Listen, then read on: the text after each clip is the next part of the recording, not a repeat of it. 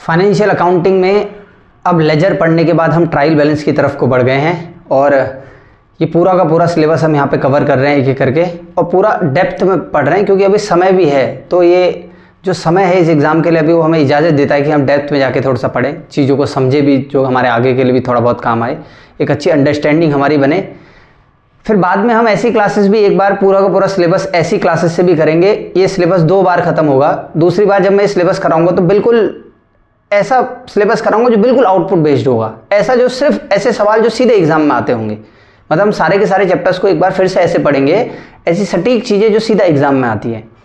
और सिलेक्शन लेने का एक बहुत बढ़िया तरीका मैं आप लोगों को बताता हूँ, अगर आप समझना चाहते हैं तो। वो तरीका ये है कि आप अपने सिलेबस को प्रिंट करा के अपने पास रखो और सिलेबस में जितनी चीज़ें लिखी हैं उन सभी को आप पढ़ के जाओ। एक बार अगर आपसे सारा का सारा सिलेबस कवर नहीं भी हो पाता, कुछ चीज़ें आपको समझ नहीं भी आ पाती है, तो उनके लिए हल्की अंडरस्टैंडिंग जरूर बना के लाएं। जो अच्छे से आ रही है उनका तो ठीक है, जो चीज़ आपको थोड़ा सा डिफिकल्ट लग रही है, नहीं हो पा रहा, उसको भी टच जरूर करके जाएं। अगर आप सारा का सारा सिलेबस टच करके जाते हैं तो आपके सिलेक्शन के चांसेस बहुत ज़्यादा हो जाते हैं। हाँ, मैं मानता हूँ कि ऐसा भी होता है कि आप कुछ सेक्शन छोड़ के चले गए फिर भी सिलेक्शन हो जाता है, लेकिन अगर सब कुछ टच करके जाओगे तो सिलेक्शन के चांसेस बहुत ज़्यादा बढ़ जाते हैं। तो इसी श्रृंखला में आज एक नया चैप्टर हम स्टार्ट करने जा रहे हैं जिसका नाम है ट्रायल बैलेंस। और मैं फिर से बता रहा हूँ कि ट्रायल बैलेंस से भी सवाल आने की जो गुंजाइश है वो कम ही बनती है। बहुत सारे चैप्टर्स की अगर बात करेंगे तो सवाल कम ही आते हैं। एक एक सवाल, अगर एक सवाल भी ट्रायल बैलेंस से आ गया तो सिलेक्शन तक तो ले जाएगा, और उस एक सवाल के लिए हमें 1-1.5 घंटा तो देना पड़ेगा। इसीलिए मैं स्टार्ट कर रहा हूँ। मैं फिर से बोल रहा हूँ कि सारे ही चैप्टर पढ़ने हैं। जो ज़्यादा वेटेज के चैप्टर हैं वो हम और अच्छे से पढ़ेंगे, मैं भी बताऊँगा, लेकिन अगर सिलेबस में जो जो दिया है हम उस सबको टच करेंगे। तो इसी श्रृंखला में आज एक नया चैप्टर आज हम शुरू कर रहे हैं जिसका नाम है ट्रायल बैलेंस। अच्छा, ट्रायल बैलेंस वही कि ट्रायल बैलेंस में हम क्या क्या पढ़ने वाले हैं, एक बार पहले मैं उस चीज़ को आपके सामने क्लियर कर देता हूँ। ध्यान से देखना है यहाँ, ठीक। तो ट्रायल बैलेंस की अगर आप मेरे से बात करोगे तो सबसे पहले मैं आपको यही बताऊंगा कि how to draw trial balance, कि आखिर ये ट्रायल बैलेंस को बनाते कैसे हैं। मेरी इतनी बात आपको समझ में आ गई। ट्रायल बैलेंस को अगर बनाने के बाद अगर मेरे से आप बात करोगे ट्रायल बैलेंस हमने बना ली, तो फिर आगे क्या पढ़ेंगे भैया हम। जब आप पूरी की पूरी ट्रायल बैलेंस को बनाना सीख जाओगे ना, तब मैं आपको ट्रायल बैलेंस की क्या बताऊंगा, फिर डेफिनेशन। मैं बार बार बोलता हूं कि मुझे ऐसा लगता है फिर से कि अगर आप ट्रायल बैलेंस बनाना सीख जाओगे तो डेफिनेशन आसान हो जाएगी, ठीक। उसके बाद हम पढ़ेंगे कि ट्रायल बैलेंस के ऑब्जेक्टिव्स पढ़ लेंगे हम, ठीक। ट्रायल बैलेंस के जब हम ऑब्जेक्टिव्स पढ़ लेंगे तो फिर उसके बाद ट्रायल बैलेंस के पढ़ लेंगे हम फीचर्स और कैरेक्टरिस्टिक्स। मैं बार बार बोल रहा हूं कि इस सेक्शन से सवाल थोड़े से ज़्यादा आते हैं, ऑब्जेक्टिव से, फीचर्स से, कैरेक्टरिस्टिक्स से, क्योंकि ट्रायल बैलेंस को लेकर तमाम बात वहीं होगी, ठीक। एक मैं आपको इसमें ट्रीटमेंट ऑफ क्लोजिंग स्टॉक भी पढ़ाऊंगा कि क्लोजिंग स्टॉक का जो ट्रीटमेंट है वो कैसे कैसे होता है। उम्मीद कर रहा हूँ इतना भी समझ में आ गया आपको। इसके बाद मैं एक चीज़ और भी बताऊंगा आपको कि सस्पेंस अकाउंट कब खुलता है। ट्रायल बैलेंस बनाते समय सस्पेंस अकाउंट कब खुलेगा। और उसके बाद 7वां अगर आप मेरे से बात करोगे तो एक ऐसे क्वेश्चन होते हैं कि अच्छा, मैं कुछ न्यूमेरिकल्स आपको कराऊंगा, कुछ हम क्या करेंगे, न्यूमेरिकल्स करेंगे। ट्रायल बैलेंस एक आध बना के देख लेंगे कि ट्रायल बैलेंस कैसे बनता है। उम्मीद करो इतनी बात आप समझ पाए कि हम इस चैप्टर में क्या क्या टच करने वाले हैं, ठीक है। भाई स्टार्ट कर देते हैं इस चैप्टर में। अब एक एक करके मैं आपको चीज़ें समझाना ही स्टार्ट कर देता हूँ। और आपने देखा होगा पिछले कुछ चैप्टर्स में मैं थ्योरी बाद में बता रहा हूँ, पहले मैं आपको चीज़ें बना के, लेजर में भी बने हुए करा कि पहले आपको लेजर बना के दिखाई फिर उसकी थ्योरी बताई। इसके पीछे का एक लॉजिक है। आपने देखा ना कि जब मैंने अभी अकाउंटेंसी का फाइनेंशियल अकाउंटिंग भी स्टार्ट कर दिया, मैं आगे की चीज़ें शुरू करी है। वो स्टार्टिंग में बुक कीपिंग क्या होता है, बेसिक अकाउंटिंग टर्म्स क्या होते हैं, पूरा का पूरा जो अकाउंटिंग प्रोसेस है, ये थियोरेटिकल पोर्शन मैंने छोड़ा हुआ है। क्योंकि मुझे पर्सनली लगता है कि अगर आप बाद की चीज़ें अच्छे सीख के आए हैं तो जो बिगिनिंग का पोर्शन है वो आसान हो जाता है, वो थ्योरी हमारे लिए आसान हो जाती है, उनके लिए एक अंडरस्टैंडेबिलिटी हमारी ज़्यादा अच्छी बन जाएगी। तो मैं स्टार्ट करूँ। इस चैप्टर को स्टार्ट करने से पहले मैं एक बात आपको और बता दूँ कि हम इस चैप्टर को जो पढ़ रहे हैं, ट्रायल बैलेंस जब हम बनाना शुरू कर रहे हैं, इस चैप्टर को यहाँ से आगे ले जाने से पहले मैं ये बात आपके सामने रखना चाहूँगा कि इसमें हमारे सोर्सेस क्या क्या हैं। हम ICAI मॉड्यूल को पूरा कवर कर रहे हैं, हम NCERT को पूरी तरीके से कवर कर रहे हैं, और एक कोई सी भी ऑथेंटिक बुक जो प्राइवेट राइटर्स लिखते हैं उसमें हम DK गोयल को अभी प्रेफर कर रहे हैं हाल फिलहाल में। और इसके अलावा कुछ बाहर जाने की गुंजाइश बनती भी नहीं, ठीक है। यही देखो, तो ट्रायल बैलेंस क्या है उससे पहले मैं आपको दो चार चीज़ें बताता हूँ। अच्छा, आपने अभी लेजर बनाए थे थोड़ी देर पहले, लेजर बनाए थे ना, एक चैप्टर इससे पहले आपने लेजर पढ़ा। मैं भूमिका बना रहा हूँ इस चैप्टर की यहाँ भी कि कैसे कैसे इस चैप्टर को आगे ले आना है। तो मैं कुछ लेजर आपके सामने बना देता हूँ और फिर हम बात करेंगे उस पर कि क्या क्या कहानी हो रही है करके। जैसे एक लेजर मैं आपके सामने बना रहा हूँ, श्याम्स अकाउंट। ठीक, पूरी कहानी नहीं बनाऊंगा, बिल्कुल बेफिक्र होगी, ज़्यादा लंबा मैं खींचने वाला नहीं हूँ। ये श्याम का अकाउंट क्लोज हुआ और श्याम का बैलेंस मुझे यहाँ देखने को मिल रहा है, टू बैलेंस, बैलेंसिंग फिगर है। शाम के लेजर को जब मैंने बैलेंस करा तो कितने हजार रुपए देखने को मिल रहे हैं, 50,000 रुपए। उसके बाद मैं एक मोहन का भी अकाउंट बना रहा हूं आपके सामने, मोहन्स अकाउंट। कोई दिक्कत? अभी मैं ट्रायल बैलेंस नहीं बना रहा हूं, मैं थोड़ी सी चीजें आपको समझा रहा हूं। मोहन के लेजर में ना जब मैंने उसे क्लोज करा तो इसमें बैलेंस इधर मिला मुझे बाई बैलेंस CD और ये मिला मुझे 80,000 रुपए। कल मैंने लेजर में आपको पढ़ाया था। ये बैलेंसिंग फिगर आपको कौन सी साइड देखने को मिल रहा है? ये जो बैलेंसिंग फिगर है आपको देखने को मिल रहा है कौन सी साइड में? लेकिन ये कौन सा बैलेंस है? क्योंकि क्रेडिट साइड बड़ी हो गई है। मेरी बात आपको समझ में आ रही है? क्रेडिट साइड बड़ी रही होगी इसलिए बैलेंस यहां बचा। ये देखने को इस साइड मिल रहा है लेकिन है क्रेडिट बैलेंस, उस साइड का बैलेंस होगा। जिन लोगों को चीज अच्छे से सीखनी है तो पीछे जाके लेजर के सेक्शन से सीख सकते हैं, हमने बहुत डेप्थ में इसे वहां पढ़ा है। अच्छा, इधर भी ये बैलेंसिंग फिगर है, ये देखने को कौन सी साइड में मिल रहा है, लेकिन इसे कौन सा बैलेंस कहते हैं? डेबिट बैलेंस कहते हैं, क्योंकि ये वाली साइड बड़ी हुई होगी तभी वो बैलेंस वहां बच रहा है। मेरी बात आपको समझ में आ गई? क्या है ट्रायल बैलेंस, कैसे बनता है, एक बार सम अप करूँगा। तो अगर मुझे यहां से कोई ट्रायल बैलेंस बनाने को कहे, अभी मैं ट्रायल बैलेंस क्या होता है नहीं बता रहा हूं, ट्रायल बैलेंस कैसे बनता है हल्की सी झलक दे रहा हूं मैं, ताकि मैं शुरुआत में ट्रायल बैलेंस की एक छोटी सी डेफिनेशन दे सकूं। बाकी मैं बाद में डेफिनेशन कराऊंगा ही कराऊंगा। ठीक, क्या आपने शाम का लेजर क्लोज कर दिया? ये दिख कौन सी साइड में रहा है बैलेंसिंग फिगर, लेकिन ये कौन सा बैलेंस है? तो इस लेजर का जो बैलेंस है वो क्रेडिट बैलेंस है, तो आप क्रेडिट साइड में ही इसे लिख दो ट्रायल बैलेंस के। ये होगा श्याम्स अकाउंट। श्याम्स, मैंने क्या कहा? ये देखो, ये लेजर का क्या बैलेंसिंग फिगर नहीं है? ये कौन सा बैलेंस है, क्रेडिट या डेबिट? इस साइड दिख रहा है लेकिन ये क्रेडिट बैलेंस है, तो मैंने इसको क्रेडिट साइड ही लिख दिया ट्रायल बैलेंस के। फिर से, ये एक और लेजर है, ये इसका बैलेंस है, ये कौन सा बैलेंस है? तो डेबिट बैलेंस है, तो इसको डेबिट साइड ही लिख दो। कितना हजार लिख दूं? क्या नाम है इसका? मोहन्स अकाउंट। इससे पहले कि मैं डेफिनेशन दूं, एक बार और समझा देता हूं आप लोगों को। देखो, अभी जब मैं यहाँ पे स्लाइड में क्वेश्चन लगाऊंगा, जब मैं क्वेश्चन कराऊंगा इसका शुरुआत में, तो एनसीईआरटी का वो क्वेश्चन मैं आपके सामने लाऊंगा। देखो, ये अकाउंट मैंने क्लोज किया, इसे मैंने कौन सा बैलेंस कहा? Credit balance. यहाँ पे दिख रहा है तो डेबिट साइड में है, लेकिन है कौन सा बैलेंस? तो क्रेडिट में लिख दिया। ये क्रेडिट में दिख रहा है लेकिन है कौन सा बैलेंस? तो डेबिट में लिख देंगे। अच्छा, एक बात बताओ, ये आपने क्लोज किया, अगर इसको अगले साल बढ़ा के ओपन करोगे तो ऑपोजिट साइड ओपन होता है। ये टू बैलेंस कैरिड डाउन, कि बैलेंस नीचे ले जाया जा रहा है, कैरिड डाउन नीचे ले जाया जा रहा है। टू बैलेंस ब्रॉट डाउन, नीचे लाया गया है कितना बैलेंस? ये अकाउंट क्लोज हुआ, ये अकाउंट खुला। तो देखो, मैंने इसे कौन सा बैलेंस करा था? Credit balance. तो ओपन करने पे क्रेडिट साइड में आता है, ऐसे पता चलता है क्रेडिट बैलेंस है। ये कौन सा बैलेंस कह रहा था मैं आपको? दिमागदार आदमी यहां से भी समझ जाएगा डेबिट बैलेंस है। अगर नहीं समझ में आ रहा तो यहां से ओपन करके देख लेना, टू बैलेंस ब्रॉट डाउन कह देना, कितने हजार रुपए। तो अगर आप यहां से ले रहे हो इसे यहां से, तो ये कौन सा बैलेंस है? अगर ओपन वाले से लोगे तो क्रेडिट बैलेंस 50,000 रुपए, सीधे इसको क्रेडिट में कॉपी करना। ये डेबिट बैलेंस है, ओपनिंग अमाउंट से ले रहे हो तो यहां लेना। लेकिन अगर, तो बात तो एक ही है ना, अगर यहां से लोगे तो आपको समझना पड़ेगा कि डेबिट में है तो ये कौन सा बैलेंस है, और ये क्रेडिट में है तो कौन सा बैलेंस है? ये इधर, जितने से यहां क्लोज होगा उतने से। ये डेबिट बैलेंस है, देखो शुरुआत हो रहा है। ये कौन सा बैलेंस है? क्रेडिट। तो दिमागदार आदमी यहां से भी पिक कर सकता है, यहां से पिक करेगा तो समझना होगा डेबिट में है तो क्रेडिट बैलेंस है, यहां कॉपी करो। यहां से पिक करेगा तो हाँ भैया क्रेडिट बैलेंस ही है यार, ये इधर तो हुआ, ये बताता है कि ये क्रेडिट बैलेंस था। यहां से पिक करोगे तो ये डेबिट बैलेंस दिख रहा है, तो इसे डेबिट में कॉपी करना, जबकि है कौन सी साइड? क्रेडिट। लेकिन अगर यहां से पिक करोगे तो आप 80,000 ऐसे कर सकते हो। तो जब मैं अभी सवाल लगाऊंगा ठीक है, उसमें मैं आपको रेफरेंस यही दूंगा कि यार एक क्रेडिट बैलेंस है, सीधा क्रेडिट में कॉपी करो। ये कौन सा बैलेंस है, तो डेबिट में कॉपी करो। आ गया क्या? अगर मैं इसे रेफरेंस दूंगा तब भी आप समझ जाओगे, हाँ डेबिट साइड में है तो वो क्रेडिट बैलेंस है। उम्मीद कर रहा हूं इतना समझ।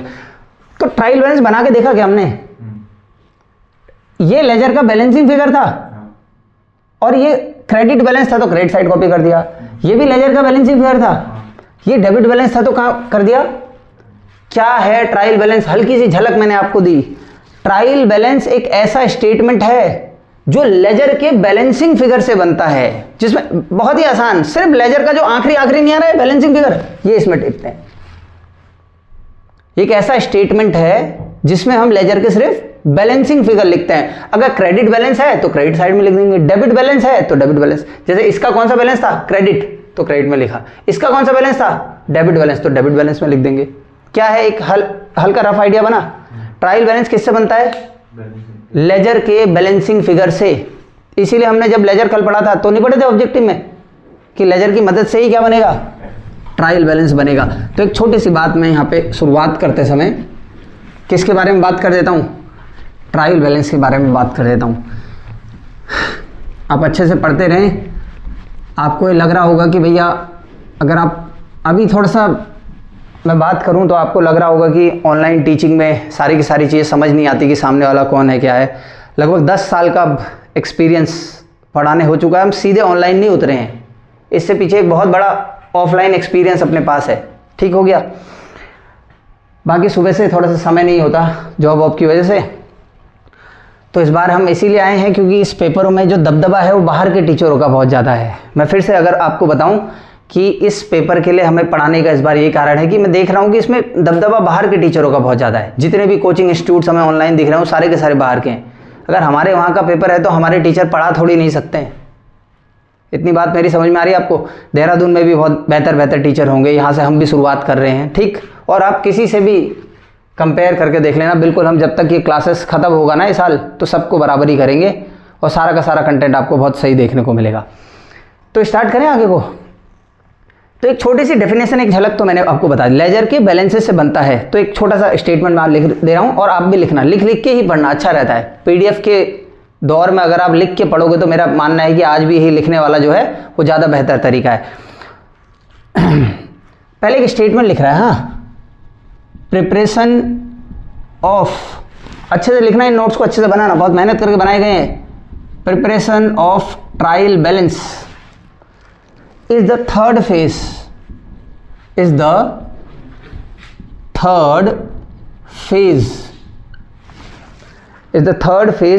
accounting process।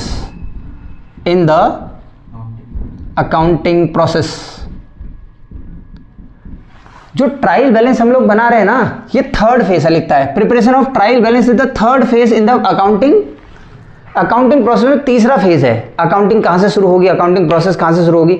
सबसे पहले अगर मैं बात करूंगा जर्नल करना होगा, उसके बाद लेजर बनाने होंगे, उसके बाद क्या बनता है लेजर के बाद? Trial balance. तो थर्ड फेज ही तो हुआ है, गिना तो दिया मैंने, जर्नल, लेजर और ट्रायल बैलेंस। तो क्या पहला स्टेटमेंट आप लोग समझ गए? आगे को ले जाऊं, ये एक ट्रायल बैलेंस की छोटी सी डेफिनेशन, हर चीज की डेफिनेशन का बहुत वो है ना, ये लिखने वाला पेपर तो है नहीं, फिर भी मैं शुरुआत कर समय डेफिनेशन दे देता हूं। ऑब्जेक्टिव में भी थोड़ी देर में हम बात करेंगे। पढ़ूं, after posting the accounts in the ledger, after posting the accounts in the ledger, comma, a statement is prepared to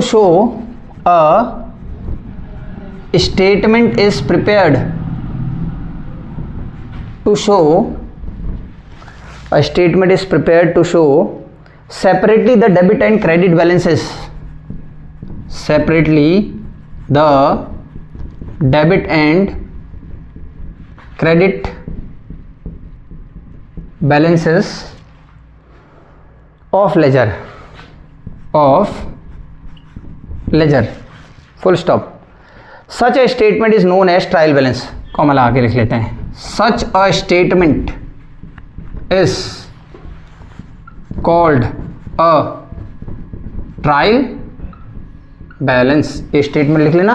एक हल्की सी झलक मैं आपको बता रहा हूं, एक स्टेटमेंट और लिख देता हूं फिर मैं आपको समझाना शुरू करता हूं। हाँ, an agreement indicates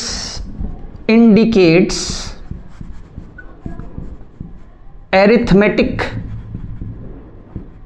accuracy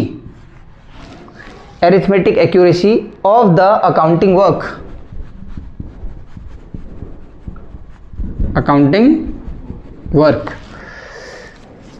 that is journal and ledger। मेरी इतनी बात को समझे, फिर मैं जल्दी जल्दी इस टॉपिक को आगे बढ़ाता हूं। अकाउंट ट्रायल बैलेंस कौन सा फेज है?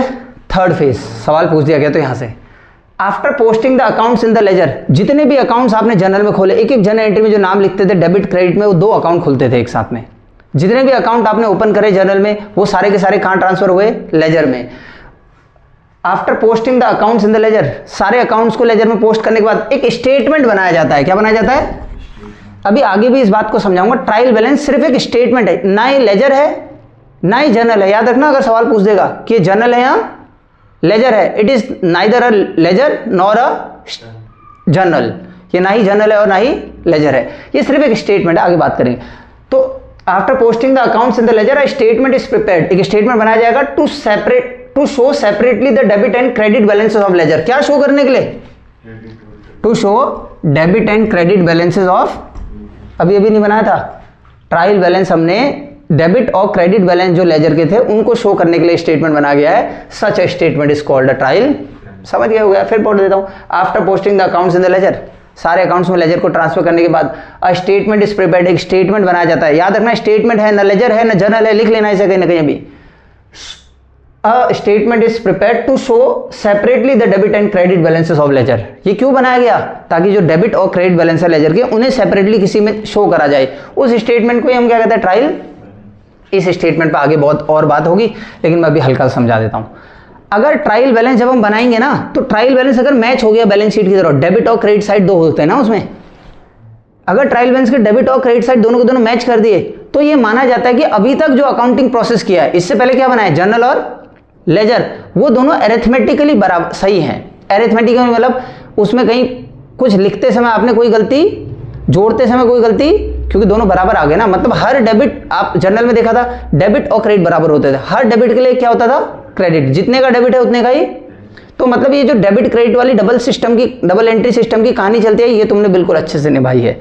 मतलब जितना तुमने डेबिट लिखा उतना ही तुमने, तभी तो एरिथमेटिकली इक्वल हो गए। एरिथमेटिकली इक्वल मतलब आपने कैलकुलेशन में कोई दिक्कत, शुरुआत से ही आपने डेबिट और क्रेडिट को क्या रखा है? बराबर, और इक्वल अमाउंट के साथ भी। एरिथमेटिकली इक्वल मतलब कैलकुलेशन में आदमी से कोई गलती नहीं हुई, ये माना जा सकता है। ठीक है, अभी आगे बात भी करेगा इसमें। अगर ये मैच कर गया तो हम मान लेते हैं कि जर्नल और लेजर सही बने हैं, लेकिन जर्नल और, इसका मतलब ये नहीं कि कहीं कोई गलती नहीं हुई। इसके मैच होने के बाद भी बहुत सारे एरर्स आ जाते हैं, हम बाद में इस चीज को पढ़ेंगे। क्या इतनी बात आपको समझ में आई? क्या क्या बताता है इसका अग्रीमेंट? क्या बताता है? Arithmetical of the accounting work that is journal and ledger. इन दोनों का एरिथमेटिकल एक्यूरेसी बता देता है कि शायद इनको जोड़ने घटाने में कोई दिक्कत नहीं हुई, शायद डेबिट और क्रेडिट के अमाउंट कभी अलग अलग नहीं लिखे गए। क्या इसका एग्रीमेंट ये है कि 100% एक्यूरेसी हो गई? नहीं भैया, ट्रायल बैलेंस के एग्रीमेंट के बाद भी बहुत सारे क्या आ जाते हैं? दिक्कतें देखने को मिल जाती है, बहुत सारे एरर्स आ जाते हैं। अच्छा हाँ, एक चीज़ और मैं बताने जा रहा हूँ। एनसीईआरटी अगर आप खोलेंगे और अपने सिलेबस को भी देखेंगे ना, तो इस चैप्टर का नाम दिया हुआ है trial balance and rectification of error. कायदे से रेक्टिफिकेशन ऑफ एरर, इसी के साथ एरर्स को रेक्टिफाई करा जाता है। इसके मिलने के बाद भी कुछ एरर्स निकल जाते हैं, लेकिन हम रेक्टिफिकेशन ऑफ एरर अलग से पढ़ेंगे। एक पार्ट में हम उसके पूरे के पूरे एरर्स बनाएंगे कि कितने टाइप के एरर होते हैं, क्लरिकल एरर्स क्या होते हैं, कंपनसेटिंग एरर क्या होते हैं, तमाम एरर्स की बात हम करेंगे। और वहाँ से भर भर के सवाल आते हैं हर बार टाइप्स ऑफ एरर से। फिर हम एक पार्ट में उसकी जर्नल एंट्री कर लेंगे कि रेक्टिफाई आखिर करा कैसे जाता है, अलग से पढ़ेंगे। अभी खाली ट्रायल बैलेंस से बात करें, आगे बात करूँ। अच्छा, एक बात इसके ना फॉर्मेट पे कर देता हूँ कि फॉर्मेट कैसा होता है। इसका फॉर्मेट ना 2 तरीके का होता है यार। ठीक, पहले फॉर्मेट की बात करूँ और कुछ चीज़ आपको यहाँ पे बता दूंगा। देखो, ट्रायल बैलेंस, इसके नीचे लिखते हैं एज ऑन, जो भी तारीख है, मान लेते हैं मैं बना रहा हूँ इसे एज ऑन 31 मार्च 2025 पे। मेरी बात समझ में आई? इसकी अगर आप फॉर्मेट की बात करोगे तो यहाँ पे आते हैं इसके डेबिट बैलेंसेस। क्या आते हैं? यहाँ पे आते हैं क्रेडिट बैलेंसेस। यहाँ पे आता है नेम ऑफ अकाउंट या अकाउंट टाइटल। एनसीईआरटी इसे अकाउंट टाइटल लिखता है और बाकी बुकें इसे नेम ऑफ अकाउंट बोलते हैं। मेरी इतनी बात आपको समझ में आ रही है। और दूसरा अगर बात करोगे तो इसमें लेजर फोलियो है। क्या है? अच्छा, लेजर फोलियो क्यों आया इसमें, जनरल फोलियो क्यों नहीं आया? क्योंकि लेजर के बैलेंसेस लिख रहे हैं ना, तो जैसे आपने कैश का बैलेंस लिखा तो लिख दिया कि भैया ये बैलेंस इस वाले पन्ने में जाके देख लो लेजर के, तो ये इसका फॉर्मेट है। ठीक, यहाँ पे नाम लिखेंगे अकाउंट का, डेबिट बैलेंस होगा तो डेबिट लिख देंगे, क्रेडिट बैलेंस होगा तो क्रेडिट लिख लेंगे। लेकिन एक दूसरा फॉर्मेट और है इसका, अगर आप देखोगे ट्रायल बैलेंस का एक और फॉर्मेट, तो ट्रायल बैलेंस एक और फॉर्मेट, उसमें भी हम ऐसे लिखेंगे एज ऑन 31 मार्च 2025। अब देखोगे आगे फाइनेंशियल स्टेटमेंट के लिए तो बहुत ही जरूरी चैप्टर है। अगर आप फाइनेंशियल स्टेटमेंट पढ़ना चाह रहे हो तो इससे जरूरी कोई चैप्टर है ही नहीं। दिख रहा है वहां तक? ठीक, इसमें पता है क्या आता है? इसमें आता है पर्टिकुलर्स अमाउंट, पर्टिकुलर्स, और ये कौन सी साइड? क्रेडिट। ये कौन सी साइड? मेरी बात आपको समझ में आ रही है? तो ये यही बात है। जैसे यहां कैसे लिखते हैं, जैसे देखना जरा ध्यान से, यहां में लिखता कैश और डेबिट में कैश का बैलेंस होता कितना? 1000। तो यहां उसको डेबिट में ही लिख देते कैश 50,000 आया। यहां जैसे मैं लिखता राम 10,000, इसका क्रेडिट बैलेंस है ना, तो क्रेडिट बैलेंस वाले सारे के सारे कहां लिख देंगे? ऐसा भी इसका फॉर्मेट हुआ करता है। फॉर्मेट से सवाल आने वाले नहीं है, लेकिन फिर भी हम एक बार अगर चीजें पढ़ रहे हैं तो टच तो करना ही पड़ेगा हमें चीजों को, कोई दिक्कत तो नहीं। इंटू 2 में करके इन वीडियोस को पढ़ो अगर लेंदी लग रहे हैं तो, लेकिन ऐसे काम करो कि एक बहुत इंपॉर्टेंट चीज मैं आपको बता रहा हूं, और कि पढ़ाई ऐसे करना कि जो चीज एक बार आपने पढ़ दी ना उसको दोबारा पढ़ने की जरूरत ना पड़े। मतलब अगर आपने ट्रायल बैलेंस पढ़ा तो ट्रायल बैलेंस की सारी चीजें एक ही बार में समेट के रख दी, अगली बार खाली आप उसे याद करो। पहली बार में समझ भी लेना है, सारा कंटेंट भी बटोर लेना है। ऐसा नहीं होना चाहिए यार ट्रायल बैलेंस तो पढ़ लिया लेकिन इतनी चीजें छूट गई, फिर कोई फायदा नहीं है। आ गया एक ही बार। इससे फायदा क्या होगा, अगर आप पहली बार में एंटायर सिलेबस भले धीरे धीरे भी पूरा का पूरा कर लेंगे और कोई भी चीज छोड़ोगे नहीं, तो अगली बार हम और एडिशन कर पाएंगे ना, कुछ नई चीजें लाएंगे। ठीक है, क्या मैं आगे को बढ़ाऊं? ट्रायल बैलेंस का फॉर्मेट आपको आ गया। एक छोटी सी बात अभी मैं फिर से करना चाहूंगा। देखो इसमें लिखा है एज ऑन, लिखा है, तो कुछ कुछ चीजों में आप देखोगे एज ऑन लिखा हुआ या एज एट लिखा हुआ बैलेंस शीट में, ऐसा भी आता है। एज ऑन इतना इतना, एज एट इतना इतना। किसी किसी में आप देखोगे फॉर द ईयर एंडेड बोल दो या फॉर द ईयर एंडिंग, जो भी बोलते हो आप, 31 मार्च ऐसा आया। इसको समझो जरा, ये नया है कुछ। जहां पे एज ऑन लिखा होगा ना, वो चीज एक पॉइंट ऑफ टाइम पे बनाई जा रही होगी। किस पे बनाई जा रही होगी? और फॉर द ईयर एंडिंग जिस पे लिखा होगा वो एक पीरियड ऑफ टाइम पे बनाया जाता है। किस पे बनाया जाता है? मतलब अगर किसी में लिखा है फॉर द ईयर एंडिंग 31 मार्च 2025, तो मतलब ये जो लेजर बन रहा है ये बन रहा है 1 अप्रैल 2024 से 31 मार्च 2000 पीरियड ऑफ टाइम के लिए। फिर बोल रहा हूं, अगर लिखा होगा फॉर द ईयर एंडिंग 31 मार्च 2025, तो बोल रहा है वो समय जो 31 मार्च 2025 को खत्म हो रहा है तब तक के लिए बना है। तो मतलब कब से? 1 अप्रैल 2024 से 1 अप्रैल 31 मार्च 2000, एक पीरियड ऑफ टाइम के लिए। और अगर किसी में एज ऑन लिखा है तो पॉइंट ऑफ टाइम, आज के दिन ये लिखा है ना, एज ऑन 31 मार्च 2025, तो ये कब बन रहा है? आज ही बन रहा है, सिर्फ 31 मार्च 2025 को। तो जिन चीजों में आपने फॉर द ईयर एंडेड लिखा होता है उसका मतलब वो पूरे साल के लिए बनाए गए हैं। उसमें जैसे पूरे साल के, उसमें अप्रैल का डेटा भी होगा, मई का भी होगा, जून का भी होगा, जुलाई का भी होगा। लेकिन अगर इसी में एज एट या एज ऑन लिखा गया है तो वो पॉइंट ऑफ टाइम पे बने हैं, वो उसी दिन बने हैं। जैसे बैलेंस शीट एज एट मतलब ये आज का डेटा है बैलेंस शीट का, आज के दिन कैश इतना है बैलेंस शीट में जो है, तो आज के दिन बैंक का अमाउंट इतना है, आज के दिन क्रेडिटर इतने हैं, आज के दिन डेटर्स इतने हैं। पूरे साल वो हो सकता है कि अलग अलग रहे हो सकते हैं। क्या एज ऑन आप और फॉर द ईयर एंडिंग में आप समझे? तो ये कब बनता है? ये पॉइंट ऑफ टाइम पे आज के दिन बनता है। बस इतनी मेरी बात समझ में आ गई आपको? ठीक है। इसके बाद एक बात और इसमें लिखी देता हूं मैं। अच्छा, मैंने यहाँ क्या कौन सी तारीख लिखी थी? 31 मार्च 2000। क्या 31 मार्च जो होता है वो किसी साल का एंडिंग होता है, आखिरी दिन होता है? तो मैं इस बात को दोहरा दे रहा हूं और फिर उसको अंग्रेजी में लिख दूंगा। अगर आपसे पूछा जाए ट्रायल बैलेंस कब बनाते हैं, तो आमतौर पर जनरली मतलब आमतौर पर जो प्रैक्टिस में ज़्यादा से ज़्यादा लोग जो करते हैं वो ये करते हैं कि साल के आखिरी दिन, 1 अप्रैल को साल शुरू हुआ, 31 मार्च को साल के आखिरी दिन ट्रायल बैलेंस बनाते हैं। ठीक, लेकिन आपकी मर्जी पे है, ऐसा कहीं नहीं लिखा है कि एक ही बार बनेगा साल में। अगर मेरा मूड हुआ, मैं मालिक हूं अकाउंटेंट को, मैंने कहा हाँ भाई कहाँ घूम रहा है, इधर आ, ऐसा कर, अभी ट्रायल बैलेंस बना, तो बनाना पड़ेगा उसे आज के दिन। क्या पता चलता है ट्रायल बैलेंस से? एरिथमेटिक एक्यूरेसी किसकी? जर्नल और लेजर की। आप चाहो तो इसे मंथली बना सकते हो, क्वार्टरली बना सकते हो, हाफ ईयरली बना सकते हो, अपनी अपनी इच्छा के अनुसार। लेकिन ज्यादातर लोग क्या करते हैं, इसे ईयर में साल के आखिरी दिन ही बनाते हैं। तो इस पे भी एक बार बात कर देते हैं। इस स्टेटमेंट को भी मैं लिखने जा रहा हूं आपके सामने यहाँ पे। It is prepared at the end of an accounting year. It is prepared at the end of an accounting year. इसे हम एक अकाउंटिंग ईयर के एंड में प्रिपेयर करते हैं, कोई दिक्कत तो नहीं। हाउएवर, जबकि एन ऑर्गेनाइजेशन में prepare a trial balance, an organisation में प्रिपेयर, एन ऑर्गेनाइजेशन में prepare a trial balance at the end of a trial balance at the end of any chosen period, any chosen, CHOSEN, chosen period, comma, which may be monthly, which may be monthly। लिखना जरूर भैया, मैं भी तो pen चला रहा हूं, आप भी चलाओ, समझ में आएगी चीजें। which may be monthly, comma, quarterly, half yearly और एनुअली, हाफ ईयरली और annually, depending upon its requirements, depending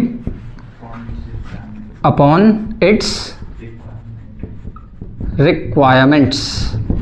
ठीक है, क्या लिखा है? It is prepare at the end of an accounting year. आ गया?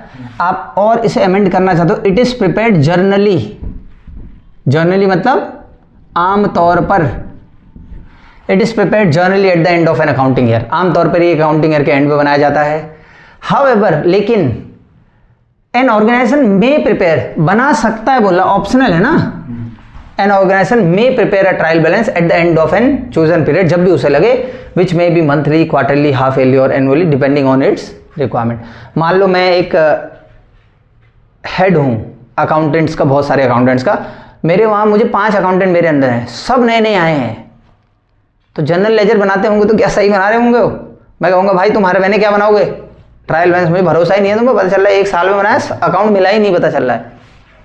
मेरी बात समझ में आ रही है? तो ये कहानी भी आप अभी तक पहुंच गए, समझ आ गया? ज़्यादा कुछ भी नहीं है इस चैप्टर में। अब जो कहानी बता रहा हूँ वो बहुत इंपॉर्टेंट है।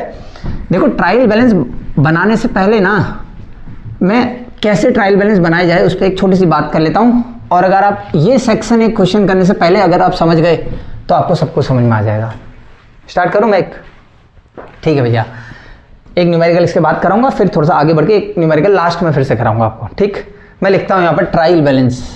ट्रायल क्या है? ट्रायल बैलेंस लेजर है या क्या है? जर्नल है?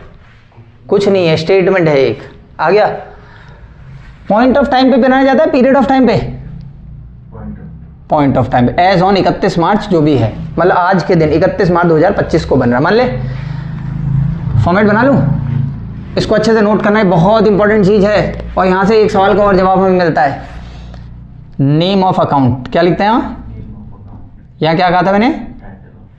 बिल्कुल, टाइटल ऑफ द अकाउंट। भाषा अलग अलग है बस। Title of the account, ledger folio, ठीक है। डेबिट बैलेंसेस, उसके बाद अब जो मैं समझा रहा हूं, अगर आप ये समझ गए तो सबको समझ में आ गया। ठीक, अभी याद रखना, फाइनल अकाउंट जब मैं पढ़ाऊंगा, स्टेटमेंट ऑफ पीएनएल, ठीक हो गया ना, सॉरी ट्रायल बैलेंस और पीएनएल अकाउंट और बैलेंस शीट जब मैं पढ़ाऊंगा तो उसमें यही बना हुआ होता है। इससे ही हमें क्या बनाने होते हैं? Final accounts. तो अगर ये आपको अच्छे समझ में आ गया तो तब वहां मुझे बहुत ज़्यादा मदद मिलेगी, आपको भी बहुत ज़्यादा मदद मिलेगी। ठीक, कनेक्टिविटी के लिए है ना। और मैं फिर रेक्टिफिकेशन ऑफ एरर्स की, अगर आपको जनरल एंट्री, जैसा हमारा तो काम न्यूमेरिकल्स कराना ज़्यादा रहा है ना आज तक, बीकॉम में या 12th में किसी में बात करो तो न्यूमेरिकल्स ज़्यादा बात होती है, 11th में रेक्टिफिकेशन है, तो न्यूमेरिकल्स के लिए भी मैं चाहता हूँ कि अगर आपको शुरुआत के प्रोसेस अच्छे समझ में आएंगे तभी वो आसानी से हो पाते हैं। तो आपको पता है मैं ऐसे समझाता हूँ, देखो लॉजिक भी यही है, ट्रायल बैलेंस में सारे के सारे लेजर के कौन से बैलेंस आएंगे, डेबिट, और इस साइड में कौन से बैलेंस आएंगे, क्रेडिट, यहाँ डेबिट और यहाँ क्रेडिट। डेबिट साइड में जब भी आप ट्रायल बैलेंस के देखोगे तो एसेट एक्सपेंस AE पढ़े थे और LIC यहाँ खत्म, यही तो है नियम। याद रखना, कभी कोई पूछ दे कि बताओ ये ट्रायल बैलेंस के कहाँ आएगा तो दिमाग लगा लेना, अगर तुम्हें लगता है एसेट और एक्सपेंस है तो डेबिट, और मैंने ये बात कल भी तो बताई थी, एसेट और एक्सपेंस का डेबिट बैलेंस होता है इसीलिए तो यहाँ आ रहा है, और LIC का कौन सा बैलेंस होता है, क्रेडिट बैलेंस होता है, इसलिए यहाँ आ जाएगा। नाम बोलो कहानी हो जाएगी, समझ आ गया। अच्छा ड्राइंग्स भी यहीं आता है, अगर लिखना हो तो एक एक करके नाम लिखूंगा कि कौन कौन सी चीज़ कहाँ आएगी, जो जो मुझे याद आता जाएगा। देखो सबसे पहला नाम लिख रहा हूँ कैपिटल, अगर आपको कहीं कैपिटल देखने को मिले तो उसको यहाँ, अब तो आप कोई सा भी क्वेश्चन बना सकते हो, बता दो दिया मैंने, क्वेश्चन सवाल लिस्ट दी होगी, अगर तुम्हें लगता है कि एसेट है एक्सपेंस है तो यहाँ कॉपी कर देना, आपको लगता है LIC है यहाँ कॉपी कर देना, आ गया। तो कैपिटल, और यहाँ से भी पता चलता है अगर कोई बोले कैपिटल का कौन सा बैलेंस है तो आप ये भी देखते हो कैपिटल कहाँ आती है ट्रायल बैलेंस में, क्रेडिट साइड, तो उसका क्रेडिट बैलेंस होता है। वो जो क्वेश्चन नहीं आता किसका डेबिट है, अगर आपको ट्रायल बैलेंस में चीजें पहचाननी आ गई तो जो ट्रायल बैलेंस में जहां आता है उसका वही बैलेंस होता है, आ गया। अच्छा कैपिटल इस साइड आई तो ड्राइंग्स, अच्छा कैपिटल क्यों आई है, क्यों कैपिटल तो क्या है, कैपिटल ही है। अगला ड्राइंग्स डेबिट बैलेंस में आएगा, क्यों आएगा मैं बताता हूं, इसका लॉजिक कुछ याद है, ड्राइंग्स कैपिटल को कम करता है। यहां देखो ना, कल पढ़ाया नहीं था कि कैपिटल तो कल बताया था क्रेडिट बैलेंस उसका होगा, LIC अगर बढ़ रहे होंगे तो क्रेडिट बैलेंस होगा, तो ड्राइंग्स तो कैपिटल को कम करता है ना, इसलिए इसके ऑपोजिट है, कोई दिक्कत तो नहीं। तो अगर कोई पूछे ड्राइंग्स अकाउंट का कैसा बैलेंस होता है, डेबिट, बहुत बड़ी भाषणबाजी इस पर गल हुई है, अब नहीं समझा सकता है, बता रखा है ना कि ड्राइंग का डेबिट बैलेंस क्यों होता है, किस नाते से यहाँ सब पता होना चाहिए। तो अब जिसने वो पुराना वीडियो नहीं देखा, नहीं पढ़ी पीछे कीजिए, तो ऐसे रटो कैपिटल क्रेडिट में, क्योंकि C यहाँ आएगा, कैपिटल आ गया, तो ड्राइंग इसका ऑपोजिट होता है, ड्राइंग इसमें से माइनस होता है, तो ड्राइंग इधर आएगा उल्टा। ऐसे ही एक नाम और लिखता हूं, परचेस, बताओगे परचेस क्या है, एक्सपेंस, खर्चा है ना, सामान खरीद रहे हैं तो खर्चा ही तो हुआ, पैसा जाएगा, तो खर्चे तो यहाँ आ रहे हैं एक्सपेंस। अगर परचेज यहाँ है तो परचेज रिटर्न, रट लो भैया जरूरी है, परचेज डेबिट में है तो परचेज रिटर्न क्रेडिट, ऑपोजिट जो भी होगा क्रेडिट। कैपिटल अगर क्रेडिट में है तो ड्राइंग्स डेबिट में है। उसके बाद सेल्स, सामान बेचा पैसा कमाओगे, इनकम है, इनकम होने के नाते यहां आ रहा है LIC, पता होना चाहिए कौन, ये तो बहुत, अगर आप दुनिया के हर अकाउंट को AE LIC पे क्लासिफाई कर लोगे तो अकाउंटेंसी आधी आसान हो जाती है, सब में तो वही है। जब मैंने सबसे पहली बार पढ़ाना शुरू करा होगा तब कहा था ना कि इन 5 पे पूरी की पूरी अकाउंटेंसी खत्म है, और वाकई में है भी ऐसा ही। सेल्स आ गया समझ में, सेल्स क्या है, इनकम, अगर सेल्स क्रेडिट में है तो सेल्स रिटर्न कहाँ आएगा, डेबिट में आएगा। मेरी इतनी बात समझ में आ गई। अब मैं आपको 2 चीज़ें और बताने जा रहा हूँ, सेल रिटर्न और परचेज रिटर्न का एक एक और नाम। देखो मैंने सामान बेचा, मैंने सामान बेच दिया, अब वो जो सामान मैंने अगर बेचा है तो वो सेल है, अब वो वापस आएगा तो सेल रिटर्न नहीं होगा, तो रिटर्न आते समय आ रहा है तो इसे कहेंगे रिटर्न इनवर्ड। सेल्स रिटर्न का एक और नाम क्या हो जाता है, रिटर्न इनवर्ड। उम्मीद कर रहा हूँ दिख नहीं रहा होगा तो बोल तो रहा हूँ मैं, यहाँ पे आ गया।